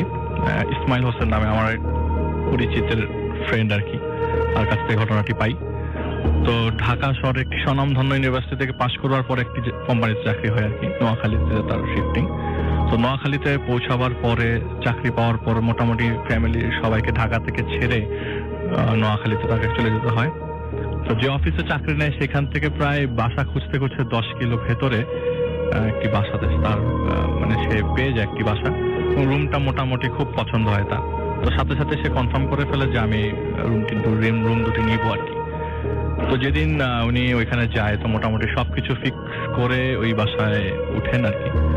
তো উঠার পরে রাসেল ভাই মোটামুটি সব আপনার আসবাবপত্র সব ওই জায়গা থেকে তার কিনতে হয়, কারণ ঢাকা থেকে তত কিছু নেওয়া সম্ভব না। কিনে ওইখানে সবকিছু গোছাতে রাত 12টা বেজে যায়। তো এর আগে কিছু ঘটনা রিওয়াইন্ড করি আর কি। তো ওই বাসাতে আসলে, বাসাটা ওই গলিতে সবার লাস্ট একটি বাসাটা বিল্ডিং এর আশেপাশে সবকিছুই টিনের বাড়ি। 2008 সালের ঘটনা বলছি। আশেপাশে টিনের বাড়ি থাকবার কারণে এই বাসাটা সবার চোখে পড়ে। তো ওই এলাকায় কারেন্ট না থাকলে, পল্লী বিদ্যুতের এরিয়া, তো কারেন্ট না থাকলেই বললে চলে। রাত্রেবেলা কারেন্ট আসে, তা কিছুক্ষণের জন্য আসে, আবার অনেক সময় আসে না। তো এটা স্পেশালি ঘটে শীতকালে আসলে। আচ্ছা, তো ঘটনা যেটা আমি বলছি সেটা শীতকালের ঘটনা। তো যে লোকটা আপনার বাসাটা নেয়, সে শুরুর দিকে রুম দেখেই পছন্দ করে। আসলে যখন সন্ধ্যার দিকে বাসায় আসবাবপত্র নিয়ে আসে, তখন তার কাছে কেমন জানি লাগতে থাকে, আসলে বাসাটার মধ্যে একটু ডিসকমফোর্ট লাগতে থাকে। এটা কিরকম বাসায় উঠলাম, কেমন কেমন একটা আজীব ফিলিং। তো সবচেয়ে নোটিসেবল জিনিস হচ্ছে যে বাসায় ঢোকার সময় মাঝখানে কলাপসিবল গেট, বাম পাশে একটা ট্যাঙ্ক আছে, মানে ডিপ টিউবওয়েল থেকে পানি উঠে নিয়ে আসে ওই ট্যাঙ্কে রাখে, পরে এটা সাপ্লাই দেয়। এবং ডান পাশে একটা ছোট কবর। তো কবরটা চারিপাশে আপনার দেয়াল দিয়ে পাকা করা, এবং লেখা আছে যে চানমিয়া মৃত্যু জন্ম সালটা ওনার আমি মনে করতে পারছি না আসলে ভাই, মৃত্যু সাল এখন 21 সাল। আচ্ছা, অনেকদিন আগের কথা না আর কি। তো উনি বাসায় সবকিছু গুছিয়ে রাতে 12টার দিকে মানে খাওয়ার জন্য বের হয়। আসলে বলতে গেলে ওনার বাসায় তখন আর রান্না কিছু হয়নি, আশেপাশের মানুষকে চিনে না, তো কেউ হেল্প করবার মতো নাই। তো ওনার সাথে একজন ছিল, সে ওনার সবকিছু গুছিয়ে সন্ধ্যার দিকে চলে যায়। তো উনি 12টার দিকে দেখে যে আসলে ভাতের ব্যবস্থা আছে, চাল আছে, হালকা একটা ডিম আর টমেটো হয়ে গেলে হয়ে যাবে। আচ্ছা, তো সে কি করে বাসার থেকে বের হয়। তো হাঁটতে রাসেল ভাই 12টা 5-এ তার মোবাইল ফোনে দেখে যে 12টা বেজে গেছে, পাবে কিনা। তারপরে সে রিস্ক নিয়ে বের হয়। হাঁটতে কোন সময় 1:45 বেজে গেছে সে সেটা জানে না। আচ্ছা, সে দেখে যে সামনে হাইওয়ে। তো হাইওয়েতে সে দাঁড়িয়ে দেখে যে আশেপাশে কোনো দোকানপাট কিছুই খালি নেই। তো একটা ট্রাক স্ট্যান্ডে একটা ছোট্ট দোকান খোলা, ওখানে সে মানে খাওয়া দাওয়া করে। রাতের খাওয়া কোনো রকম পরোটা আর লটপটি বলে অনেকে রাস্তায়। তো এটা খেয়ে সে বাড়ির দিকে রওনা হয়। হবে তো এত বলতে চিন্তা করছে যে আমি 1.5 ঘন্টা ধরে এত দূর হেঁটে ফেললাম, তো টায়ার্ড লাগতেছে, আমি যদি এখন আবার ব্যাক করতে যাই আরো ঝামেলা হয়ে যাবে। তো বেটার আমি একটু ওয়েট করি, দেখি রিক্সা পাই কিনা। আচ্ছা। তো হঠাৎ করে দেখলো একটা রিক্সাওয়ালা। ওই রিক্সাওয়ালার গঠনটা বলি রাসেল ভাই একটু, যে ওনার বয়সটা অলমোস্ট 60 বছরের উপরে হবে। তো রিক্সায় ওঠার আগে যে জিজ্ঞেস করলো যে মানে সে জিজ্ঞেস করতে যাবে এদিকে যাবেন কিনা, কিন্তু ওনার মাথার মধ্যে এলাকার নামটা ভুলে গেছে উনি। তো হঠাৎ করে রিক্সাওয়ালাটা এলাকার নামটা বলে দেয়, আপনি কি ওইদিকে যাবেন কিনা। তো উনি বলে যে উনি হতভম্ব হয়ে যায়, আপনি কিভাবে জানলেন? জানার কোনো কথাই না, হঠাৎ করে জানতে পেরেছে। তো রিক্সাওয়ালা জিনিসটা তেমন কিছু গুরুত্ব দেয় না। তো সে নিজেকে বোঝাতে থাকে যে হতে পারে সে আমাকে ফলো করেছে, তো কাস্টমার নাই, হয়তো এই জায়গা পর্যন্ত চলে আসছে আমাকে নিতে। তো আমি রিক্সায় উঠি। তো সেই রিক্সায় ওঠার পরে রিক্সাওয়ালা প্রায় ঘন্টাখানেক তাকে নিয়ে টানে। আমি 1.5 ঘন্টায় হেঁটে চলে আসছি এই জায়গায়, তো রিক্সা দিয়ে 1 ঘন্টা তো কোনো কথাই না। আর ইলেকট্রিসিটি নাই যেহেতু রাসেল ভাই, সব ঘুম, রাত্রেবেলা 2টা বাজে জায়গায় পুরো অন্ধকার। সে কোথায় যাচ্ছে রিক্সাওয়ালা তার কোনো ধারণাই নেই। আর সে অতটা ভালো করে রাস্তাটা খেয়ালও করেনি আসার পথে, কিন্তু সে হেঁটে গেছে। আচ্ছা, তো বুঝতে পারছে যে আমি সোজা যদি হাঁটা দিয়ে বাড়ি পর্যন্ত যাবো, কিন্তু রিক্সা দিয়ে তো আমি সোজাই আসতেছি, কিন্তু রিক্সাওয়ালা যে আসলে কোথায় নিচ্ছে আমাকে, হয়তো সে হয়তো শর্টকাট জানে, ডানে ঢুকাচ্ছে, কিন্তু আমি বুঝতে পারছি না আসলে আমি কোথায় যাচ্ছি। তো আমি রিক্সাওয়ালাকে খুব ভয়ে ভয়ে জিজ্ঞেস করলো, উনি জিজ্ঞেস করলো যে কাকা আপনি আসলে নিতে পারবেন তো আমাকে জায়গা মতো? তো রিক্সাওয়ালা বলে আপনি একটু টাট মেরা বসেন। আচ্ছা, তো উনি রিক্সাতে বসে থাকে এবং ভয়ে আল্লাহকেও ডাকতে থাকে যে হঠাৎ করে যদি কোনো সন্ত্রাস এসে অ্যাটাক করে তো মোবাইল ফোনটাও যাবে, টাকা পয়সাও যাবে, সাথে যেসব জায়গা আছে। তো তিনি দোয়া পড়তে পড়তে একটা সময় রিক্সাওয়ালা একটা জায়গায় থামে। উনি দেখে, দূর থেকেই দেখতে থাকে আকাশের চাঁদের আলোয় ওখানে প্রায় 1000 খানেক মানুষ দাঁড়ানো। বাপ, এবং তখন তো গ্রাম অনুযায়ী গ্রাম অনুযায়ী অনেক মানুষ আছে, এবং অনেক রাত মানে কি 2টার দিকে সে রিক্সায় ওঠে 1 ঘন্টা পর। তারপরে ওই সময় এত মানুষ গ্রামে সাধারণত জেগে থাকার কথাই না। তো এত মানুষ জেগে আছে, ভিড় মানে এত মানুষের মাথা দেখা যাচ্ছে যে উনি বুঝতে পারছেন আসলে আমি কোনো সেফ জায়গায় আছি না সেফ জায়গায় নাই। উনি ধারণা করতে পারছেন না, মনে মনে কান্না করছে, মানে কান্নাটা জাস্ট বের হচ্ছে না, জাস্ট এরকম অবস্থা। তো রিক্সাওয়ালা নেমে বলে কাকা আমার সাথে একটা জানাজা পড়বেন? হঠাৎ করে তো উনি খুব আচমকা খেয়ে যায়, আমি জানাজা পড়তে বলতেছে। তো সে ভারাক্রান্ত মনে বলে কাকা আপনি আমাকে বাসায় নামাই দিয়ে আসেন, আপনি এসে জানাজা পড়েন। তো উনি বলে মুর্দারে কষ্ট দিতে চান? আপনার জানাজা পড়লে তো আপনারই সব, মুর্দারও সব, জানাজাটার পরে যান। তো উনি নিচে নামে, দেখলো যে ওটা বলতে বলতেই রিক্সাওয়ালার মধ্যে নাই, চলে গেছে ভিড় খেয়ে ভিতরে। তো সেও ভিড় ঠেলে ঠেলে আস্তে আস্তে ভেতরে যায়। সে বলছে আমি ভিড় ঠেলতেছি, আসলে কারে ঠেলতেছি আমি জানি না অন্ধকারে, আর কে আমার পাশ কেটে আমাকে জায়গা দিচ্ছে। সে আগানোর পর দেখে সত্যিকারের একটা লাশের খাটিয়াটার মধ্যে একটা লাশ শুয়ে আছে। আর যে লোকটা তাকে নিয়ে এসছে সে একটা রুম থেকে বেরোলো, পাঞ্জাবি পরে একদম রেডি হয়ে আসছে। মানে একদম মানে ইমাম সাহেবরা যেরকম ইমাম সাহেবের থাকে ঠিক একইভাবে সে বেরোলো রুম থেকে, মনে হচ্ছে যে সে এখনই পুরো ফুল প্রস্তুত নিচ্ছে তার জানাজাটার জন্য। আচ্ছা, তো জানাজার জন্য বলে যে কি আপনি উজু করেন। তো সে উজু করলো, উজু করার পরে লাশের খাটিয়া ধরেন, কারণ এখানে তো লাশের খাটিয়া ধরার লোকজন নাই। উনি তো বলে কি আমি তো এত মানে ওনার আসলে মনের অবস্থা রাসেল ভাই আমি আপনি কেউ ফিল করতে পারবো না। ওই মুহূর্তে এত রাতের বেলা ওই জায়গায় দাঁড়া থাকে ওই লোকটাই আসলে ফিল করতে পেরেছে যে আমি লাশের খাটিয়া তুলবো এখন। বলে যে আশেপাশে লোকজন নাই, আমি চারিপাশে দিকে হাজার মানুষ, লোক লাশের খাটিয়া ধরার লোক নাই। তো সে কি করলো, ভয়ে ভয়ে সে রাসেল আসলে ওনার কথা ধরা ছাড়া কোনো উপায় ছিল না, ওনার কথা শোনা ছাড়া কোনো উপায় ছিল না। সে কি করলো, লাশের খাটিয়াটা তার বলে যে আপনি ওই রিক্সাওয়ালা বলে দিচ্ছে আপনি সামনের বাম পাশের হ্যান্ডেলটা ধরবেন, হাতলটা ধরবেন। তো সে ধরলো, বলে যে আমি লাশটা উঠালাম, আমার কাছে মনে হচ্ছে আমি একটা তুলা রাখলাম আমার কাঁধের উপরে, কোনো ওজন নাই, কোনো ওয়েটই নাই। আচ্ছা, আমি কি ধরতেছি তাহলে কাঁধের মধ্যে? তো আমাকে খুব জোরে, আমি হাঁটা শুরু করবো এমন সময় খুব জোরে একটা ঝাড়ি দিল আমাকে রিক্সাওয়ালা, যে এই আপনি কালিমা শাহাদাত পড়েন না কেন? আমি আরো জোরে কালিমা শাহাদাত পড়া শুরু করলাম। আমার পড়াশোনা শুনে সবাই পড়া শুরু করলো, এবং যারা আমার পিছনে আসছে তারা একটা ডিস্টেন্স মেনটেন করে আসছে, সাথে দিয়ে কেউ হাঁটছে না। আচ্ছা, আমি হাঁটছি প্রায় 15 মিনিট হাঁটার পরে দেখলাম একটা জায়গায় কবর খোঁড়া আছে। আশেপাশে আমি কিছু দেখতে পাচ্ছি না, চাঁদের আলো আমি হালকা কবরটাই দেখতে পাচ্ছি, মাটি উপরে ওঠানো একটা কবর খোঁড়া, চারিপাশে বেড়া লাগানো। আমি কি করলাম, উনি বলতেছে যে আমি লাশের খাটিয়াটা ওইটার কবরটার পাশে রাখা হলো, এবং ওই হুজুর বললো যে সরি আসলে আমি একটা জিনিস মিস হয়ে গেছি, জানাজা হবে। আচ্ছা, আমি মিস করে গেছি। তো জানাজা পড়তে যাবে, তো কবর দেওয়ার আগে একটা মাঠের সামনে সবাই জমায়েত হলো। বলে যে উনি বলছে যে আমি জাস্ট লাশের খাটিয়াটা রাখলাম, আমাদের যে রিক্সাওয়ালা সে যে আমাকে যে নিয়ে এসছে সেই জানাজা পড়াবে। আমার পাশে আস্তে আস্তে দেখলাম অনেক মানুষ দাঁড়ালো। আমার কাছে মনে হচ্ছে না আসলে 1 লক্ষের বেশি মানুষের, তার কথা আর কি, সে মুখে মুখে 1 লক্ষের বেশি মানুষ আছে। এরকম 10টা কাতার হলো। আসলে মানুষ তো উনি গণে নাই, কিন্তু বলে মনে হচ্ছে যে অনেক মানুষ, যে 10টা কাতার হবে। জানাজা শেষ হলো, আবার ওর লাশটা কাঁধে নিয়ে আমি কবর পর্যন্ত আসলাম। এখন আমাকে ওই রিক্সাওয়ালা বললো যে তুমি মাটিতে নামো, কবরে নামো। তো সে বললো যে কবরে নামো মানে? বলে হ্যাঁ, আপনি কবরে নামেন, তুমি কবরে নামো। তো সে কবরে নামলো। কবরে নামার পর একটা লোকও তার সাথে কবরে নামলো, এবং সেই চাচা রিক্সাওয়ালা তাকে সেই লাশটা হাতে দিল। এবং রাসেল ভাই বিশ্বাস করবেন না, ওই লাশটা নড়ছিল, যে এই লাশটা হাত পা নড়ছে এই সাদা কাপড়ের ভেতরে। আমি কি করছি আমি জানি না, আমি জাস্ট আমার এই নিঃশ্বাসটা আল্লাহর নামে ছেড়ে দিয়েছে। আমি যদি মারাও চাই আমার কোনো আক্ষেপ থাকবে না। এখন কি হচ্ছে আমি তার নিজের সাথে, সে বলতে যে আমার সাথে কি হচ্ছে আমি নিজেও জানি না। সে লাশটা নামালো, বললো যে লাশটা একটু পশ্চিম দিকে কাত করে দেন এবং উপরে গিটটা খুলে দেন। উপরে গিটটা খোলার পরে হালকা মাথাটা বের হওয়ার কারণে দেখলাম যে মুখটা একটা হাসি দিয়ে আছে একটা মানুষ ঘুমন্ত অবস্থায়, চাঁদের আলোতে হালকা একটু বুঝতে পারলাম। তাও আমি শিওর না, উনি বলছে তাও আমি শিওর না যে আসলে আদৌ হাসি দেওয়া কিনা। আমার সবই মনের ভুল সম্ভবত। আমাকে টান দিয়ে হাত দেয়, আমি এখনো সেই জিনিসটা ফিল করতে পারছি যে আমাকে টান দিয়ে কবর থেকে উপরে ওঠালো। মাই গড। এবং বললো যে 10 কদম বা আমার কদমটার কথা মনে নাই, কত 20 কদম পেছনে যেতে বললো। আচ্ছা। অটোমেটিক দেখা গেল যে কবরের মধ্যে সব মাটি আস্তে আস্তে কবরের উপর উঠে গেছে। সুন্দর হয়ে কবরটা হয়ে গেল, চারিপাশে বেড়াটা আবার সুন্দর করে লেগে গেল। অসম্ভব সুন্দর ভাবে, মানে কোনো কষ্ট ছাড়াই কবর হয়ে গেল, এবং সবাই মোনাজাত ধরলো। আচ্ছা। এবং তার সাথে পিছনের সবাই মোনাজাত ধরলো।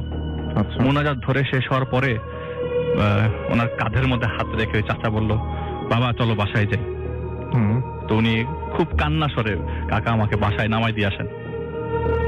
তো বললো এটাই তো তোমার বাসা, টেনশন কিসের, দেখো তুমি ভালো করে খেয়াল করো। আর আস্তে করে কানে দেখলো যে দূর থেকে ফজরের আজান, মাইক ছাড়া যেসব মসজিদ আছে, ফজরের আজান আস্তে আস্তে কানে আসতেছে। হঠাৎ করে সে পিছন থেকে সোজা তাকানোর পর দেখলো যে তার বাসার সামনে সে দাঁড়িয়ে আছে। মনে হচ্ছে যে আমি চলে এই কবরটাতে বললো, হ্যাঁ তখন হয়তো কিছু একটা। সাথে সাথে দেখলো যে তার নিজের বাসার সামনে কবর, এবং আস্তে আস্তে হালকা হালকা আলো বোঝা যাচ্ছে, কেউ হয়তো লাইট জ্বালিয়েছে বা কিছু একটা ওই বিল্ডিং এ নিচে সেই কবরের জায়গায়। তাহলে সে চিন্তা করছে, তাহলে আমি এই যে 1921 সালে যে মারা গেছেন তাকে কি এতক্ষণ নিয়ে আসলাম, আমি নিজে আবার দাফন করলাম, আমি আবার তাকে দাফন করলাম নাকি? তো তার মাথার মধ্যে সারাক্ষণ এই জিনিসটা ঘুরছে, এবং সে বাসার ভিতরে ঢোকার কোনো চান্স পেল না। সে একটা পর্যায়ে দেখলো সেই লোকটা, সে চাচা আস্তে আস্তে হেঁটে হেঁটে সে কবরটার ভিতরে ঢুকে গেল, এবং চোখের সামনে এটা দেখতে পেল। আচ্ছা। তো চাচার তো ঘটনা, ওখানে এসে সে হতভম্ব অবস্থায় তার ওই বাসার সামনে দাঁড়িয়ে, বাসায় ঢোকার কোনো সাহস তার নাই। সে আস্তে করে আল্লাহর নাম নিতে নিতে মসজিদে চলে গেল পাশে।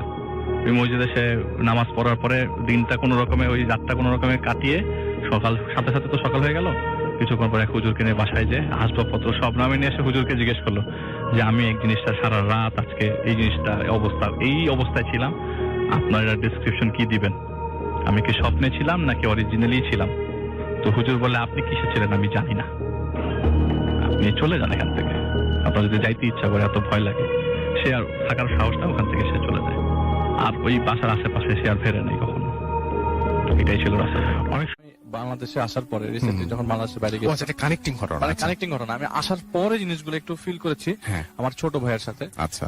ফিল বলতে ফিলই আর কি বলতে পারেন, যে দেখি নাই কিছু। আচ্ছা। জিনিসটা অনেকে যেরকম দেখে আমাকে বলছে, আমি শুনছি, এখানে শেয়ার করছি, আমি এটা রাসেল ভাই কিছুটা ঘরের মধ্যে ফিল করেছি। আচ্ছা। আমার বোনের কিছুদিন আগে বিয়ে হয়ে গেছে, তো বাসার মোটামুটি খালি থাকে।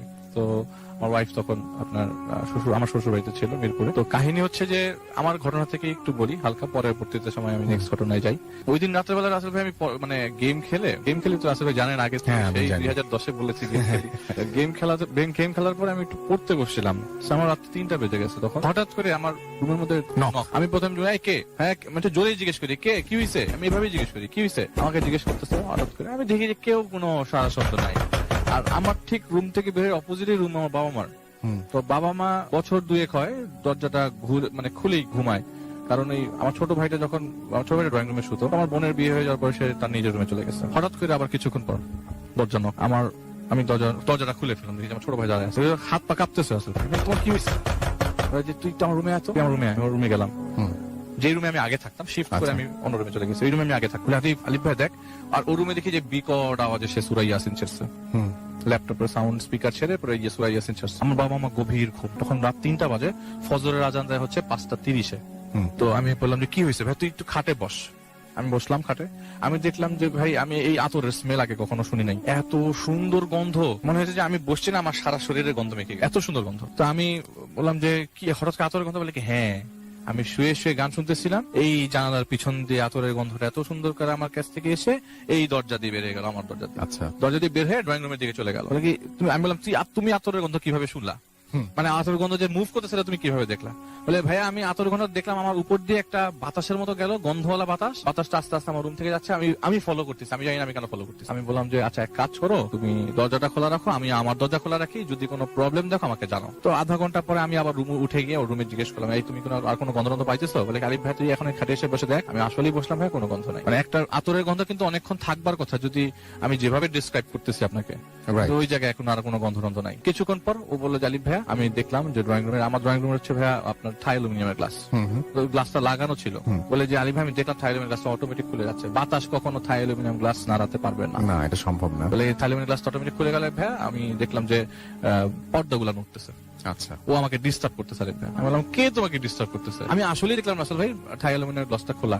তা আমি বললাম এটা তুমিই খুলছো, তুমি আমার এখানে এসে বলতেছো যে আলিফ ভাইটা খুলছে, কেউ কে জানি খুলে দিয়েছে। মানে আপনি বিশ্বাস করেন? আমি বিশ্বাস করি নাই ভাইয়া, আপনিও বিশ্বাস করতেন না, কোনো নর্মাল মানুষ বিশ্বাস করবে না, এই জন্যই আমাদের ম্যাক্সিমাম লিসনার ভালো আছে, বিশ্বাস করে না তো কেউ। সেটাই।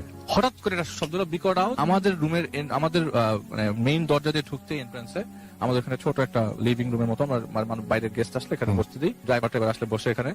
তো কি হয় ওই লাইটটা ওইটার উপরে, মানে আমরা একটা লাইট দিয়ে রাখছিলাম, মানে সুন্দর একটা লাইট দিয়ে রাখছিলাম, ঠাস করে ফুটে একাই। আমি বললাম যে তুমি ও মানে আমি বলছি যে লাইটটা একটু জ্বালাও, সুইচ দিতে গেছে ঠাস করে একটা ফুটছে।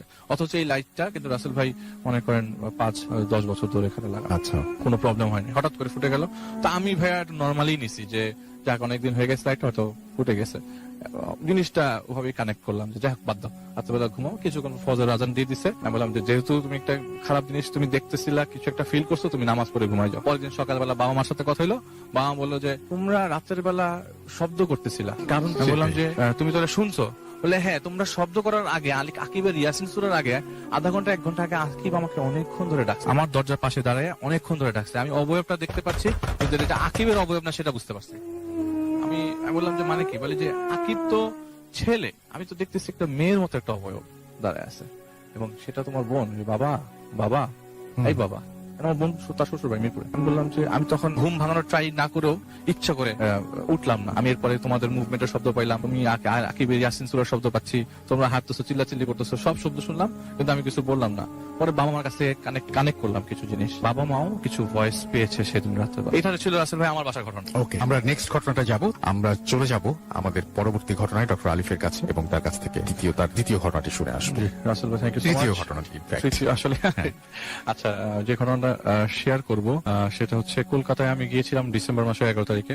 ভিসার মেয়াদ শেষ হয়ে গেছিল। আচ্ছা, তো এক কথায় ভিসার মেয়াদটার জন্য এ থেকে আসা যাতে পরবর্তী সময় ভিসা পাওয়া যায়, আর সেকেন্ড অফ অল আমি একটু আল্লাহ রাস্তায় গেছিলাম। আচ্ছা, তো সেখানে যাওয়ার পরে আমার সাথে ফেসবুকে কানেক্ট হয়েছিল সুভাষিস নামে ভাইয়া, সুভাষিস দা আর কি। তার সাথে আমি কন্ট্যাক্ট করি যে আসতে বলি তাকে, এবং কলকাতায় তার সাথে আমার দেখা হয়, এবং তারই বাবার ঘটনা আজকে ঘটনা শেয়ার করব। খুব ছোট না খুব বড় না, ঘটনা যেটা তার লাইফটাকে মোটামুটি চেঞ্জ করে দিয়েছে, পার্সোনাল ঘটনা, পার্সোনাল লাইফের ঘটনা। তো সুভাষিস তার বাবাকে আমার সামনেই নিয়ে আসে, এবং তার বাবা এখন এই পেশায় নাই আর কি রাসেল ভাই। তো ঘটনাটা ঘটে 2003 সালে। তো সুভাষিস দ্বারা হচ্ছে এক ভাই এক বোন, তিনি একজন কলকাতায় একটা ইউনিভার্সিটিতে পড়াশোনা করেন, আর তার বাবা তাদের সাথেই থাকে একসাথে। তো সুভাষিস দা যখন জন্ম হয় তখন তার মা মারা যান, জন্মের দিন 2 ঘন্টা পরে মারা যান। তো এরপর থেকে তার বাবা 2003 সালে, এরপর থেকে তার বাবা এই পেশায়, এটাও অনেক আগের থেকে, প্রায় 88-89 থেকে আর কি এই পেশায়। তো এই পেশায় 2003 সালে এরকম ঘটনা সে ফেস করবে, এবং 2008 সালের পর থেকে তিনি আর এই কাজগুলো করেন। পেশায় তিনি একজন ডোম, কারণ আছে। হ্যাঁ, পেশায় তিনি একজন ডোম। অনেকে ডোমের ঘটনা চেয়েছিলেন, এই জন্য কলকাতায় যে ডোমের ঘটনা নিয়ে আসতে হলো। তো তিনি রেগুলারলি ওনার যখন থেকে কাজ শুরু করেন আর কি, ওই হাসপাতালে থেকে থেকে কাজগুলা করতেন। তো দিনে প্রতিদিনই এতই যে লাশ আসতো, এতই যে পোস্টমর্টমে তাকে লাশের কাটাছেড়া করতে হতো এমন কিছু না, কিন্তু কাটাছেড়া করতে হতো তাকে। বিভৎস বিভৎস লাশ দেখে তিনি অভ্যস্ত। ঘটনার দিন এরকম ভাবে যে প্রতিদিন তার লাশ আসে সে যায় তা না, কিন্তু মনে করেন এটা একটা মর্জির মতো হয়ে গেছে। আমার কাছে ভালো লাগছে আজকে যাই, এরকম একটা আর কি। আর থানার কল আসলে তো কোনো কথাই নেই, যেতে হবে। তো যাই হোক, সেদিন ঘটনার দিন আর কি সকাল 8টা একটা লাশ আসে, এবং তার আগের দিন তাকে থানায় কঠিন ডিউটি দিতে হয়েছে, থানায় থাকতে হয়েছে পুলিশের সাথে। সেদিন সকাল 8টা একটা লাশ কেটে তিনি বিশ্রামে চলে যান। সেই হাসপাতালে একটা বিশ্রামের অবস্থা আছে। কলকাতারই কোন একটা হাসপাতালের ঘটনা বলছি না কোথায় ঘটনা। ওকে। আর যে ঘটনা বলছি তার নাম হচ্ছে অধিশঙ্কর, এবং তিনি হচ্ছে মানসিংহপুর থেকে। আচ্ছা। তো তার বাড়ি হচ্ছে মানসিংহপুর। তো তিনি সেদিন লাশ কেটে ঘুমিয়ে পড়েন, এবং বিকালবেলা আবার তার ঘুম আসে। তো তার অ্যাসোসিয়েট আছে, তাকে জাগিয়ে তুলেছে, এবং সবাই লাশ কাটতে পারে না, রাসেল ভাই স্কিল হ্যান্ড লাগে। সে অনেকদিন ধরে কাজগুলো করছে, সে লাশ কেটে অভ্যস্ত। কত বিভৎস রাসেল ভাই, কত বিভৎস দরকার। আপনি বলে যে আমি আমার জীবনে, উনি তার জীবনের মানে বিভৎস থেকে বিভৎসতর লাশ কেটেছে সে। আচ্ছা। ছাদ থেকে পড়ে যাওয়া, ট্রেনের মাথা আলাদা হয়ে যাওয়া, বডি দ্বিখণ্ডিত হওয়া, গুলির কেস, মার্ডার কেস, ডাক্তারের সাথে অনেকটা চেনাও যায় না, এরকম চেনাও যায় না, পুড়ে যাচ্ছে, গলে যাচ্ছে। গলে যাওয়ার লাশ তো রাস্তাতে কাটার কিছু প্রয়োজন হয় না, অনেক কিছু থেকে এভিডেন্স পাই, লাস্টে ডিএনএ টেস্ট করা লাগে। যাই হোক, হোয়াটএভার। তিনি বললেন যে 8টার লাশ কাটার পরে বিকাল 5টা একটা লাশ আসে। সেই লাশটা হচ্ছে প্রথম 8টা সুইসাইড কেস, আর 8টা হচ্ছে মার্ডার কেস। একসাথে 2 জনের লাশ আসে, এবং 2 জনের লাশ কাটতে হয়। তো মোটামুটি সে মনে করেন টায়ার্ড হয়ে গেছে। তো ডোমদের অ্যাটিটিউডের কথা আমি নাই বলি, সবাই মোটামুটি কোনোভাবে জানে ডোমদের অ্যাটিটিউড কিরকম হতে পারে, তাদের চালচলন কিরকম, তাদের চলাফেরা কিরকম, তাদের অভ্যাস কিরকম। যাই হোক, সে বিকাল 5টার পরে 2টা লাশ কাটতে কাটতে রাত 8:30 বেজে যায়, এবং তিনি একটু রেস্ট নিতে থাকেন ওই মুহূর্তে। তার ভাষ্য মতে আসলে উনি বলতে থাকে যে আসলে আমি তো ঘটনা বলেছি, এটা হচ্ছে তার জীবনের কাজকর্মের শেষ করার পরে, রিটায়ারমেন্ট 2008-এর পরে সে বলেছে। মনে করেন রাসেল ভাই যে বিশ্বাস করে না ম্যাক্সিমাম, অনেকে বিশ্বাস করে, অনেকে বিশ্বাস করে না। এবং তিনি আমাকে ঘটনা বলার সময় দেখলাম যে বারবার ইতস্তত বোধ করছে আমি বিশ্বাস করছি কিনা, তার কারণে আমি এত দূর থেকে গেছি ঘটনাটা শোনার জন্য। তো যাকে সে বললো যে আচ্ছা, আমি আমার 8:30টার ঘটনা, 8:30টার দিকে চলে যাই। হঠাৎ করে একটা লাশ আসে, আমাকে কল দিয়ে দৌড়ে নিয়ে আসে। লাশটা আসে, ইমিডিয়েটলি দেখতে হবে। তো আমি আমার লাশ কাটার ঘরে যাই। যাওয়ার পরে সেটা দেখি যে হোগলা দিয়ে পেঁচানো লাশ, হোগলা দিয়ে পেঁচানো লাশ। তো আমি হোগলাটা খুলি, তো আমার এই রুমের মধ্যে খালি ফরমালিনেরই গন্ধ।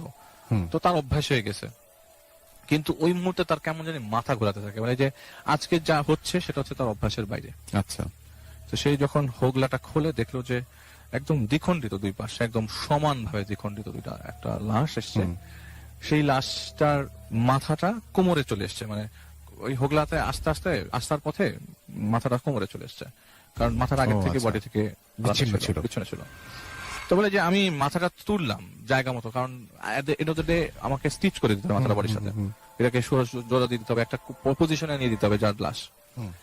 তো আমি মাথাটা উঠানোর পর দেখি যে এটা আমার মেয়ের মাথা, নিজের মেয়ের, তার মেয়ের মাথা, ছোট বড় মেয়ের মাথা।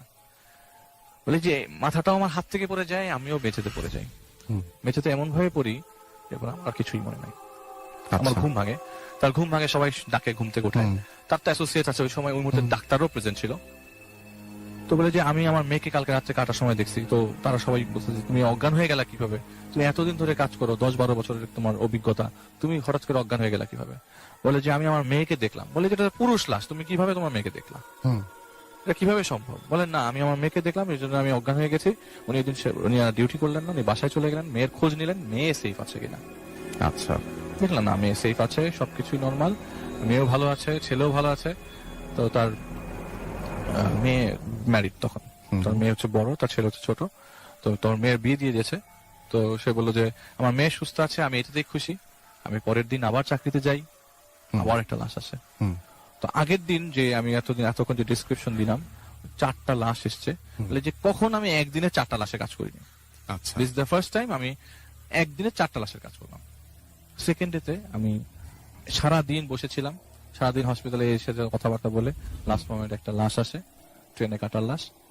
তো আমি লাশটা কাটতে গেলাম, এত বিভৎসতর লাশ দেখেছি, এটা তো কিছুই না। দেখলাম পুরো বডিটাই নর্মাল, মানুষটার কিছুই হয় নাই, অথচ ট্রেনে কাটা পড়েছে। কিন্তু চেহারা আমার মেয়ের সাথে আবার মিলে যাচ্ছে। ওকে, তিনি দূরে চলে যাচ্ছে, তুমি লাশ থেকে দূরে চলে যেতে পারলো না কাজ করতে। তৃতীয় দিন রাসেল ভাই আবারও সে বাসায় যে খুঁজলো না, মেয়ে নর্মাল ঠিক আছে, ভালো আছে। আবারও তৃতীয় দিন সে এটা আর নিতে পারে না দেখে সে ওই দিন আর কাজে আসলো না। ফোর্থ ডে ওই দিন আরেকটা ইম্পর্টেন্ট ডেড বডি আসে এবং এটাকে ইমিডিয়েটলি পোস্টমর্টম করতে হবে, এরকম কাগজপত্র চলে আসছে। তো সে এখানে যায় এবং তার সাথে আরো 3-4 জন ডোম রাখে সেদিন, যে ভাই আমি একা কাজ করতে পারবো না, তোরা আমার সাথে থাক, আমি শক্তি পাচ্ছি না, সাহস পাচ্ছি না, ব্লাড প্রেশার হাই হয়ে যায়। এবং সে বলে যে ওই দিন থেকে সে চোখে খুব ব্লাড দেখতে থাকে, প্রপারলি দেখতে পাচ্ছে না, এরকম অবস্থা আর কি। সেদিন সেই লাশটা আসে, ছাদ থেকে পড়ার লাশ, 5 তলা থেকে পড়ে সবার সামনে সেদিন সেই জায়গায়, মানে ওইখানকার এলাকায় সবার সামনে মানে দেখিয়ে মেয়েটা লাশ, মানে একটা মেয়ে সুইসাইড করে আর কি। আচ্ছা। তো সেই লাশটা পোস্টমর্টম গিয়ে করতে দেখে যে সেটা তার মেয়ের মতো হুবহু অবিকল চেহারা। আবারও আবারও আচ্ছা, এটা তো থার্ড টাইম হলো বোধহয়। থার্ড টাইম হলো এবং সে বললো যে না, এই চাকরি করা সম্ভব নয়, আমি প্রতিবার আমি আমার মেয়ের চেহারা দেখছি, এরকম যদি হয় তাহলে আমার তো এখন না খেয়েই মরতে হবে, আসলে অন্য কাজ করতে হবে, ঠেলা গাড়ি চালানো, রিক্সা চালানো ছাড়া কোনো উপায় নেই, কারণ আমি এই কাজ আর করতে পারবো না, বারবার আমার ফ্যামিলি মেম্বার আমার কাজের মাঝখানে চলে আসছে, আর আমি যে কাজ করি সেটা তো ভালো কাজ না। রাইট। সে বাসায় গেল, সবাইকে শেয়ার করলো। ঠিক পরের দিন রাসেল ভাই একটা রোড অ্যাক্সিডেন্টে তার মেয়েটা মারা গেল। আচ্ছা আচ্ছা। এবং শ্বশুর বাড়ি, মানে মেয়ের শ্বশুর বাড়ি থেকে তার বাবার বাড়ি আসবার পথে একটা রোড অ্যাক্সিডেন্টে মানে একদম এই ঘটনার সাথে তো এটা তার মানে মিলে যাচ্ছে এখন। মিলে যাচ্ছে, মানে কি, মানে তার লাইফের সাথেই মিলে গেছে, তার একদম। পার্সোনাল লাইফের সাথে মিলে গেছে যে একদম। তার মেয়েটা তার 4 দিন, সে 3 দিন এরকম দেখলো মেয়েটা, মানে তার প্রফেশনের সাথে তার মেয়ের চেহারা চলে আসে, পরদিন তার মেয়ে অ্যাক্সিডেন্টে মারা গেল। এবং মেয়ে মারা গেছে কি, মেয়ে ট্রেস আউট করতে পারে না চেহারা দিয়ে, খালি শাড়ি দিয়ে ট্রেস আউট করতে পেরেছে যে তুমি থেতলে গেছে বডি। মেয়ের বাসের সামনে বসেছিল এবং মুখোমুখি সংঘর্ষে বা অ্যাক্সিডেন্টে মারা যায় আর কি মেয়েটা। এবং কয়েকদিন ধরে যেরকম দেখছিল এবং যে এটাই এটার সাথে কেমন এটার সাথে একটা ম্যাচ করেছে Match করেছে, হ্যাঁ। যে তার লাইফের পার্সোনালি যে তার মেয়ে হয়তো বা দেখা Right. দিচ্ছিল বা এরকম কিছু একটা, এরকম কিছু খারাপ তার সাথে ঘটবে, এরকম একটা আভাস হয়তো বা উপরওয়ালা হ্যাঁ। তাকে দিয়েছে। যাই হোক, সামহাও এটা সে কাটিয়ে উঠতে পারার পর সে একদিন 1-7 মনে করেন 10-12 দিন পর সৎকারের পর সেদিন কাজে গেছে। রাসেল ভাইয়ের পর থেকে তার কোনো সমস্যা হচ্ছে না, 2 বছর থেকে 2 বছর, লাস্ট 2008 পর্যন্ত সে কেটেছে। এরপরে সে পার্মানেন্টলি রিটায়ারমেন্টে চলে যায়। ওই ঘটনার পরে কিন্তু মেয়ের সৎকারের পরে কিন্তু সে রাসেল ভাইয়ের কোনো কিছু দেখে নাই, কোনোদিন কিছু দেখা না। নাই। তার মানে এটা হয়তো একটা ব্যাপার ছিল, তাকে হয়তো সতর্ক বা জানানো বা ইনফর্ম করতে সে চেয়েছিল একটা হয়তো। হিন্ট পেয়েছে, কিছু Hint একটা পেয়েছে, ঘটছে, সেটাই ঘটতে সেটাই যাচ্ছে। সেটাই আমারও তাই মনে হয় এবং খুবই অদ্ভুত ঘটনা। আমাকে বলেছে যে বাবা তুমি এটা বুঝবে না, আমাকে এইভাবে বলছে, বাবা তুমি এটা বুঝবে না, আমার মেয়ে গেছে তো, হ্যাঁ, আমি হ্যাঁ। মেয়েকে দেখেছি, আমি মেয়ের মাথা ধরেছি। কি অদ্ভুত ব্যাপার, মানে এটা ভাবাও যায় না। আমি শোনার পর খুব খারাপ লেগেছে। এবং মানে এই গল্পটা শোনা হচ্ছে একজন বাবার কাছ থেকে। বাবার কাছ থেকে উনি সামনাসামনি আমাকে বলে যে আমি জানি, আমি ইতস্তত বোধ করছি, আপনি বিশ্বাস করবেন না, কিন্তু আমার আমার আমার ছেলে আপনাকে বাংলাদেশ থেকে নিয়ে এসছে, আমি অবশ্যই আপনাকে ঘটনাটা শেয়ার করবো। এবং অনেকেই বিশ্বাস করেনি আমার ঘটনাটা, আচ্ছা। অনেকেই বিশ্বাস করে না, কিন্তু আমি আমার এই চাকরি জীবনে কখনো কাউকে এই ঘটনা শেয়ার করিনি। আসসালামু আলাইকুম লিসেনার্স, থ্যাংক ইউ রাসেল ভাই। হ্যাঁ রাসেল ভাই, আপনার কথা মতো পটুয়াখালীতে গিয়েছিলাম আমি। তো প্রথম যে ঘটনাটা বলতে যাচ্ছি সেটা হচ্ছে আমার ভাগ্নের ফ্রেন্ডের চাচা আর কি। তো অনেক দিন আগে, তো তার বয়স যখন 13 বছর ছিল, তো আমার ভাগ্নের ফ্রেন্ড হচ্ছে, আমার ভাগ্নের নাম হচ্ছে আনান। তো ওর ফ্রেন্ডের চাচা বয়স যখন 13 বছর, তখনই আপনার ওর বাবা খুব প্রেশারাইজ করে যে মাদ্রাসায় ভর্তি করবে। তো ফ্যামিলির সবাই এটা অপোজ করলো, বাবা করতে চাচ্ছিল না যে না আমার ছেলেকে মাদ্রাসাতে পড়াবো। তো এই চাচা বলছিল যে না আমি তো মাদ্রাসায় পড়তে চাই না, কিন্তু বাবার সামনে সে আর কথা বলতে পারেনি। অনেক জোর করে বাবা ওনাকে 13 বছর বয়সে মাদ্রাসাতে ভর্তি করিয়ে দেয়। তো বাড়ি থেকে মাদ্রাসাটা প্রায় 10 থেকে 12 মাইল দূরে ছিল। তো মাদ্রাসাতে ভর্তি হওয়ার পরে তো যেখানে যে মাদ্রাসাটা পরিচালনা করতো যে হুজুর, সে অনেক কড়া ছিল এবং ওই এরিয়ার যেসব সালিশ হতো, মিটিং হতো, তারপরে বিচার হতো, বা কোনো মানুষকে যদি জিনে আছর করতো বা পজেস করতো, মানে উনি সব সলিউশন জানতেন। তো ওনাকে সবাই মাদ্রাসার যে 50 জন 60 জন আপনার মাদ্রাসার ছাত্র ছিল, সবাই ওনাকে খুব ভয় পেত। একটা রাত, মানে ওই রাতের কথা সে বলতে চাননি, কিন্তু অনেক কষ্ট বলেছেন। তো এক রাতের বেলা এরকম ওই হুজুর উনি গ্রাম থেকে একটু দূরে যায় এক সালিশি বৈঠকের কারণে। তো ওই সময় গ্রীষ্মের আম কাঁঠালের ছুটি, তো সব স্টুডেন্টদেরকে ছুটি দেওয়া হয় যে বাড়িতে তোমরা যাও, কিন্তু ওই চাচা এবং তার বন্ধু তারা থেকে যায়, কারণ যেহেতু বাড়ি তাদের থেকে অনেক দূরে, তো আপনার গার্জিয়ান এসে নিয়ে যাবে, সেজন্য ওয়েট করছিল। তো যেহেতু ওই দিন হুজুর ছিল না, তাদের দুজনকে এই মাদ্রাসাতে একা থাকতে হলো। রাত তখন বাজে 9টা 10টা। তো এমন সময় ওই বন্ধুকে নিয়ে তারা মানে রাতের বেলা খাওয়া শেষ করে ওই চাচা শুয়ে পড়ে। তো কিছুক্ষণ পর দুজনে কথা বলতে বলতে হঠাৎ করে একটা দরজায় কড়া নাড়ে। অনেকক্ষণ ধরে দরজা ধাক্কাধাক্কি করার পরে বলে, আপনারা দরজাটা খোলেন, আমরা বিপদে পড়ছি। তো ওনারা মানে যে দুজন ছিল, প্রথমে একজন যেতে যাচ্ছিল না, পরে একসাথে দুজন মিলে গিয়ে দরজাটা খুলে বাইরে চোখ পড়তে দেখে যে দুজন স্বাস্থ্যবান দুজন লোক একটা মহিলাকে শক্ত করে ধরে রেখেছে। মহিলা ছোটাছুটি করার চেষ্টা করছে, বাট পারছে না। তো ওনারা প্রথমে ভাবলো যে হয়তো চোর হবে, এরা ধরে এনেছে বা কিছু। বাট যখন এই দুজন লোক বলল, হুজুরকে ডাকেন, আমাদের হুজুরকে দরকার, একটু তাড়াতাড়ি ডাকেন। তো যখন ওনারা বললো যে না, হুজুর তো মানে মাদ্রাসাতে নেই, সে এখান থেকে অনেক দূরে গেছে, আজকে রাতে আর তিনি আসবেন না, উনি কালকে আসবেন। দেখা গেল যে লোকগুলা মানে যতটুক জোরে চিল্লাচিল্লি করে বলছিল তার থেকে বেশি ভয় পেয়ে গেল এবং বললো যে ঠিক আছে, তাহলে আমাদের দুজনকে কিছু দড়ি দেন। তো অনেক কষ্টে খোঁজাখুঁজি করার পর দড়ি পেল এবং যে চাচা ছিলেন সেই দড়িটা দিল। দড়িটা দেওয়ার পরে বাড়ির মানে মাদ্রাসার উঠোনের সামনে আপনার চাপকল ছিল, চাপকলের পাশে দুটা আপনার নারকেল গাছ। সেই নারকেল গাছে ওই মহিলাকে তারা বাঁধে এবং শক্ত করে বেঁধে তারা ওইখানে আর 1 মিনিটও থাকলেন না। ওই দুইটা লোক সাথে সাথে দৌড়ে চলে গেল। খুব অবাক করার মতো কাণ্ড, একটা মহিলাকে রেখে দুইটা লোক সাথে সাথে চলে গেল কেন? তো ওই চাচা এবং তার বন্ধু অনেকক্ষণ ওই মহিলার সামনে দাঁড়িয়েছিলেন, জিজ্ঞেস করছিল আপনাকে ওরা কেন রেখে গেল। অনেকক্ষণ ধরে জিজ্ঞেস করলো কিন্তু বলল না, কথাই বলছে না, মাথা নিচু করে আছে এবং চুলগুলা মহিলার খুব সামনে যে চুলের কারণে ফেস দেখা যাচ্ছে না।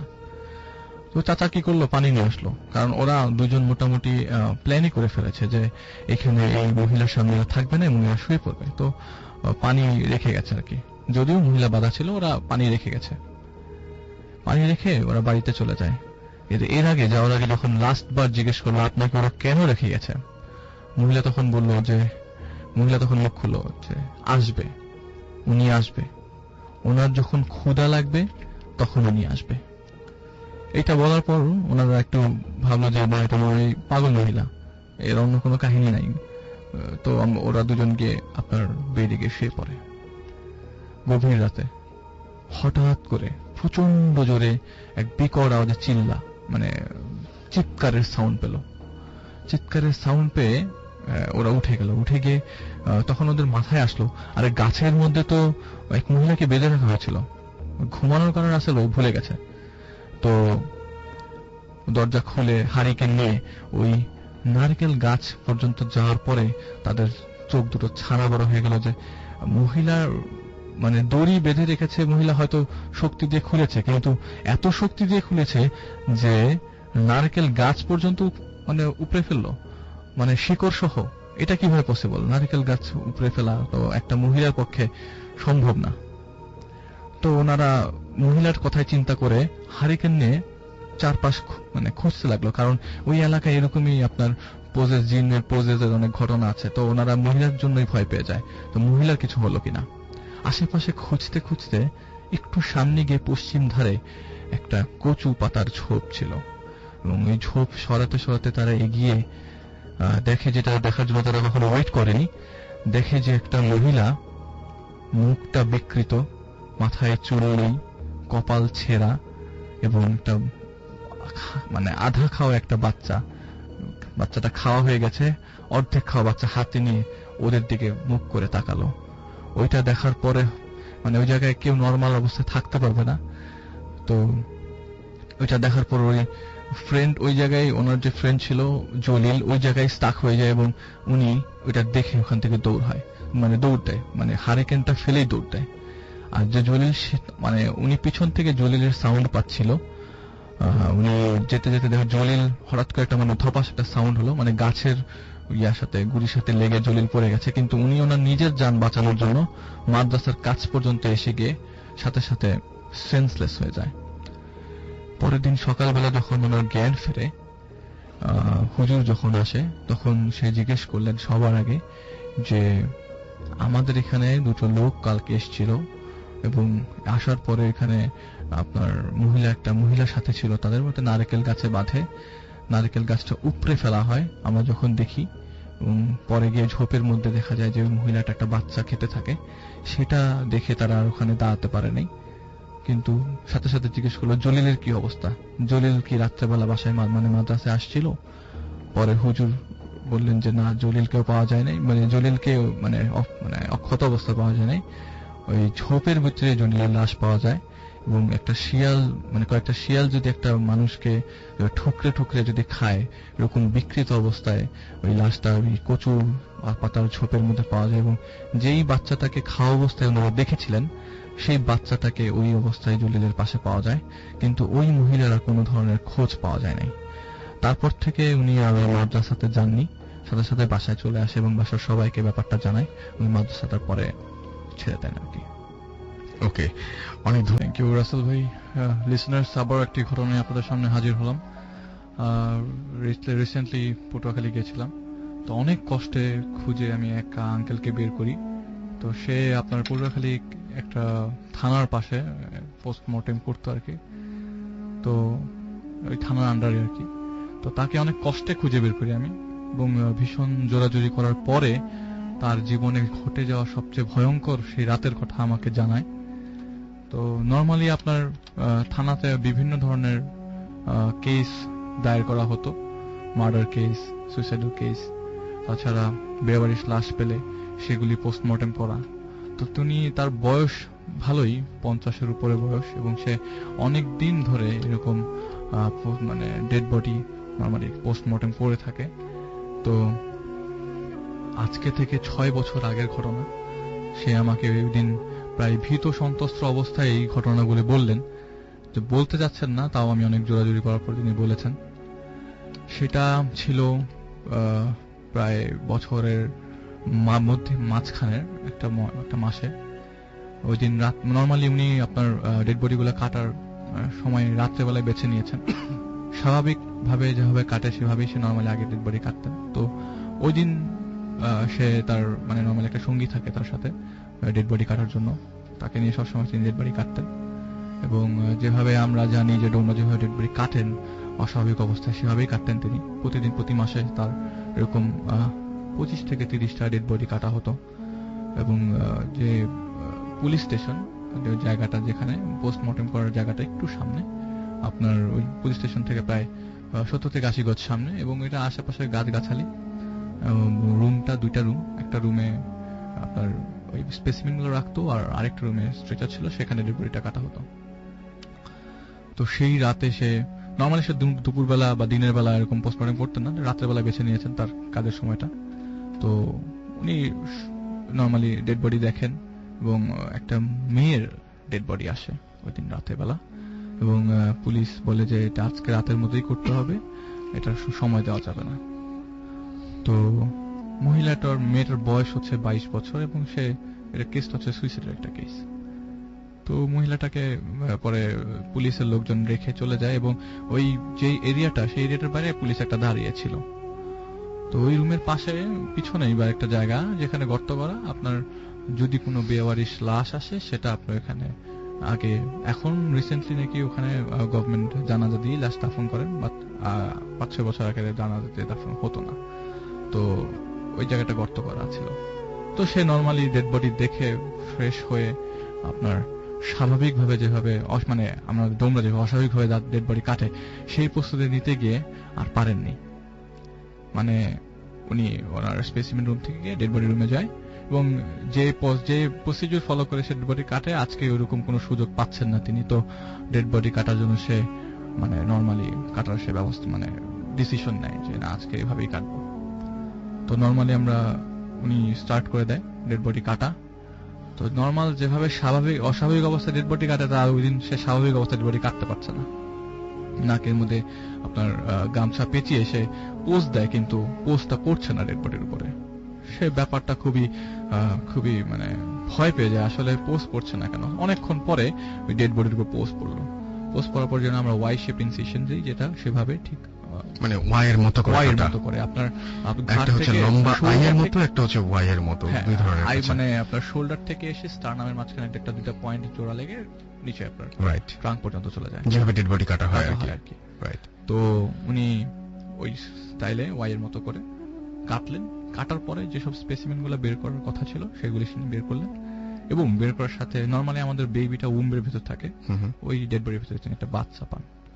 বাচ্চাটা মরাই থাকে, এবং সেটা আলাদা করে সে ফরমালিনের মধ্যে রেখে আসে। এবং ওই দিন আপনার পুলিশ স্টেশন থেকে আপনার খোঁজ আসে যে না, ওই ডেড বডির আপনার ব্রেনটাও বের করতে হবে। তো নর্মালি আমরা ব্রেনটা যখন কাটি, স্ক্যাল্পটা সরিয়ে ওইটাকে বলে স্ট্রাইকার স, ওই স দিয়ে আমরা সি শেপ করে ভল্ট থেকে ভল্টটা খুলে নিয়ে আসি। কিন্তু উনি তো গ্রাম সাইটে তো এই ব্যবস্থা নাই, তো উনি ভল্টটা ভেঙে ব্রেনটা বের করে ওনার পদ্ধতি ফলো করে ফরমালিনে রেখে আসবে, রুমে এসে দেখে স্ট্রেচারের মধ্যে ডেড বডি নাই। এবং মজার কথা হচ্ছে ওই দিন রাতের বেলা তার যে সঙ্গী থাকে সে, তার ওই দিন প্রচন্ড জ্বর, ভাইরাল ফিভার, সে আসতে পারেনি। এবং সে বলছে যে পুলিশ থেকে খুব বেশি জোরাজোরি করা হচ্ছিল যে না, আজকে এটা পোস্টমর্টম করতেই হবে, এটা তুমি টাইম নেওয়া যাবে না। তো যেহেতু উনি government, one kind of government job, তো তাকে এটা করতেই হবে রাতের বেলা। তো উনি সাহস নিয়ে খুবই কষ্টে ডেড বডিটা কাটেন ওই দিন রাতে। তো উনি এসে দেখেন ডেড বডি নাই। মানে ওনার মাথার মধ্যে ভাঁজ পড়লো, ডেড বডি নাই মানে আমি কাকে কি জবাব দিব? অবশ্যই এটার কোনো নিশ্চয়ই কোনো পরিচয় আছে, ডেড বডিটা আমাকে ব্যাক করে দিতে হবে। সব দোষ তো তার উপর পড়বে, তখন জবাব দিয়ে তাকেই করতে হবে, তাকেই করতে হবে। ডেড বডি কোথায় গেল এটা তো কেউ শুনবে না যে এটা মানে কোনো সুপারন্যাচুরাল ভ্যানিশ হয়ে গেছে এরকম কিছু। তো উনি ডেড বডি খোঁজার জন্য মানে হন্তদন্ত হয়ে বেরিয়ে গেলেন ওই রুম থেকে, পোস্টমর্টম রুম থেকে বেরিয়ে গেলেন, এবং আশেপাশে টর্চ মেরে দেখছেন কোথাও ডেড বডিটা নাই। হঠাৎ করে মাথা পিছন দিকে তাকালেন, যেটা দেখার জন্য তিনি প্রস্তুত ছিলেন না। উনি ওনার এক্সপিরিয়েন্সের 30 বছরে তিনি এরকম জিনিস কখনো দেখেনি। এত ডেড বডি তার হাতের উপর দিয়ে গেছে, এত ডেড বডি সে কেটেছে। ওই ডেড বডিটা ঠিক ওয়াই যেভাবে উনি কেটেছে সেভাবেই গাছের উপরে, কিন্তু উনি তো রুমের ভেতরে স্টিচ দেয়নি ডেড বডিতে, তাহলে ওইখানে স্টিচ করা আছে। উনি খুবই অবাক হয়ে যায়, এবং ওই জায়গায় তার হাত পা ওনার মানে বলতে গেলে যে উনি ওই জায়গায় পড়ে যাবে এরকম অবস্থা। গাছের উপর সেই ডেড বডিটা দেখে, এবং গাছের উপর ডেড বডিটা বসে আছে। রাসেল ভাই, মজার বিষয় হচ্ছে সে বসে আছে এবং তার দিকেই তাকিয়ে আছে। এইটা দেখে সে দৌড়ে গেছে, কারণ আফটার অল ওই রুমটা তো তাকে তালা দিতে হবে, কারণ স্পেসিমেন গুলো চলে গেলে তার তো আর কোনো কিছু থাকলো না। সে রুমে গেল, দেখলো না স্পেসিমেন গুলো আছে, এবং মজার বিষয় স্ট্রেচার উপর সে আবার ডেড বডিটা দেখতে পেল। এবার তো ওনার ভয়ের কোনো সীমাই থাকলো না, এখন উনি দোটানায় পড়ে গেছে। আমি কি করব? ডেড বডি রেখে দৌড়ে পালা যাব, নাকি পরের দিন সকালবেলা যদি কোনো ঝামেলা করে? ওনার তো স্টিচড অবস্থায় ডেড বডিটা ছিল না। উনি কি করলো, ওই ভল্ট লাগালো, স্টিচ দিল, এবং খুব ফাস্ট মানে যত তাড়াহুড়া করে স্টিচ দেওয়া যায় ওই ওয়াই শেপড স্টিচ ক্লোজ করলো। ক্লোজ করে ডেড বডি ওখানে রেখে কোন রকম তালা মেরে সে দৌড়ে পালাতে যাবে, এমন সময় ঠিক যেখানে সে ওই ডেড বডিটা পেয়েছিল গাছের উপর বসে আছে, সেখানে আরেক মানে মানে বিকৃত একটা দৃশ্য দেখে সে ওই জায়গায় বমি করে দিল। সে দৃশ্যটা হচ্ছে ওই ডেড বডির মতো আরো 3-4টা ডেড বডি, সেম চেহারা, সেম বডি, এবং ওই ওয়াই শেপড অবস্থায় স্টিচড করা, কি জানি ঠুকরে ঠুকরে খাচ্ছে। এবং ওইটা দেখার পর উনি সাথে সাথে বমি করে দেয়, এবং খুব কষ্টে দৌড়ে পালিয়ে ওই যেখানে যে পুলিশ গার্ডটা আছে, প্রায় 2 মিনিট লাগলো তার দৌড়ে আসতে, এসে ওই ওনাকে বলতে বলতে সে সাথে সাথে সেন্সলেস হয়ে যায়। এবং পরের দিন যখন হাসপাতালের রুমে তার ঘুম ভাঙে, মানে তার সেন্স ফেরে, তখন তাকে লোকজন জিজ্ঞেস করে কি হয়েছে। তো উনি তখন সবাইকে জিনিসটা বলে যে এরকম এরকম আমি দেখলাম। এবং তার সেন্স ফেরে 2 থেকে 3 দিন পরে, কারণ ডক্টররা বলেন যে তিনি 2বার ওই মুহূর্তে হার্ট অ্যাটাক করে। ওই দিন রাতে তার 2বার হার্ট অ্যাটাক হয়। এবং পরে সে অনেক কষ্টে বলেছে যে এরকম ঘটনার সম্মুখীন আমি হয়েছি, যেটা আমি আমার এতদিনের কাজ করার মাঝখানে কখনো পাইনি। তো তার যে সঙ্গীটা ছিল, পরে তিনি এই জবটা ছেড়ে দেন, এবং ছেড়ে দেওয়ার পরে যে মানে নর্মাল লাইফ লিড করা স্টার্ট করেন, যে না কখনো সে ডেড বডি কাটবেন না। তার যে সঙ্গীটা ছিল, সেই সঙ্গীটা আপনার রাসেল ভাই ডেড বডি কাটার যে কাজটা, তার কাজটা তখন সঙ্গীটা করতো। বাট খুব রিসেন্টলি সেই সঙ্গীটাও মারা যায়, এবং এই ঘটনার এখনো কোনো তদন্ত হয়নি যে সঙ্গীটা কেন মারা যায়। আর যে আঙ্কেল আমাকে ঘটনা বললো, তার দেখা মতে আরো অনেক ঘটনা আছে, কিন্তু আমি জিজ্ঞেস করতে চাইলাম অনেক ঘটনা বাদ দিয়ে আপনার সঙ্গীটা কিভাবে মারা গেছে সেটাও সে জানে আমাকে, সে বলতে পারেনি বা বলতে চায়নি কোনো কারণে। আমি অনেক চেষ্টা করেছি রাসেল ভাই ঘটনাটা তার কাছ থেকে জানার জন্য, সে আমাকে কিছুতেই বলেনি। তবে আশা করছি তাকে আমি রাজি করিয়ে ফেলবো, এবং রাজি করানোর সাথে সাথে যদি পারি আমি তাকে স্টুডিওতে আনার জন্য চেষ্টা করবো। ওকে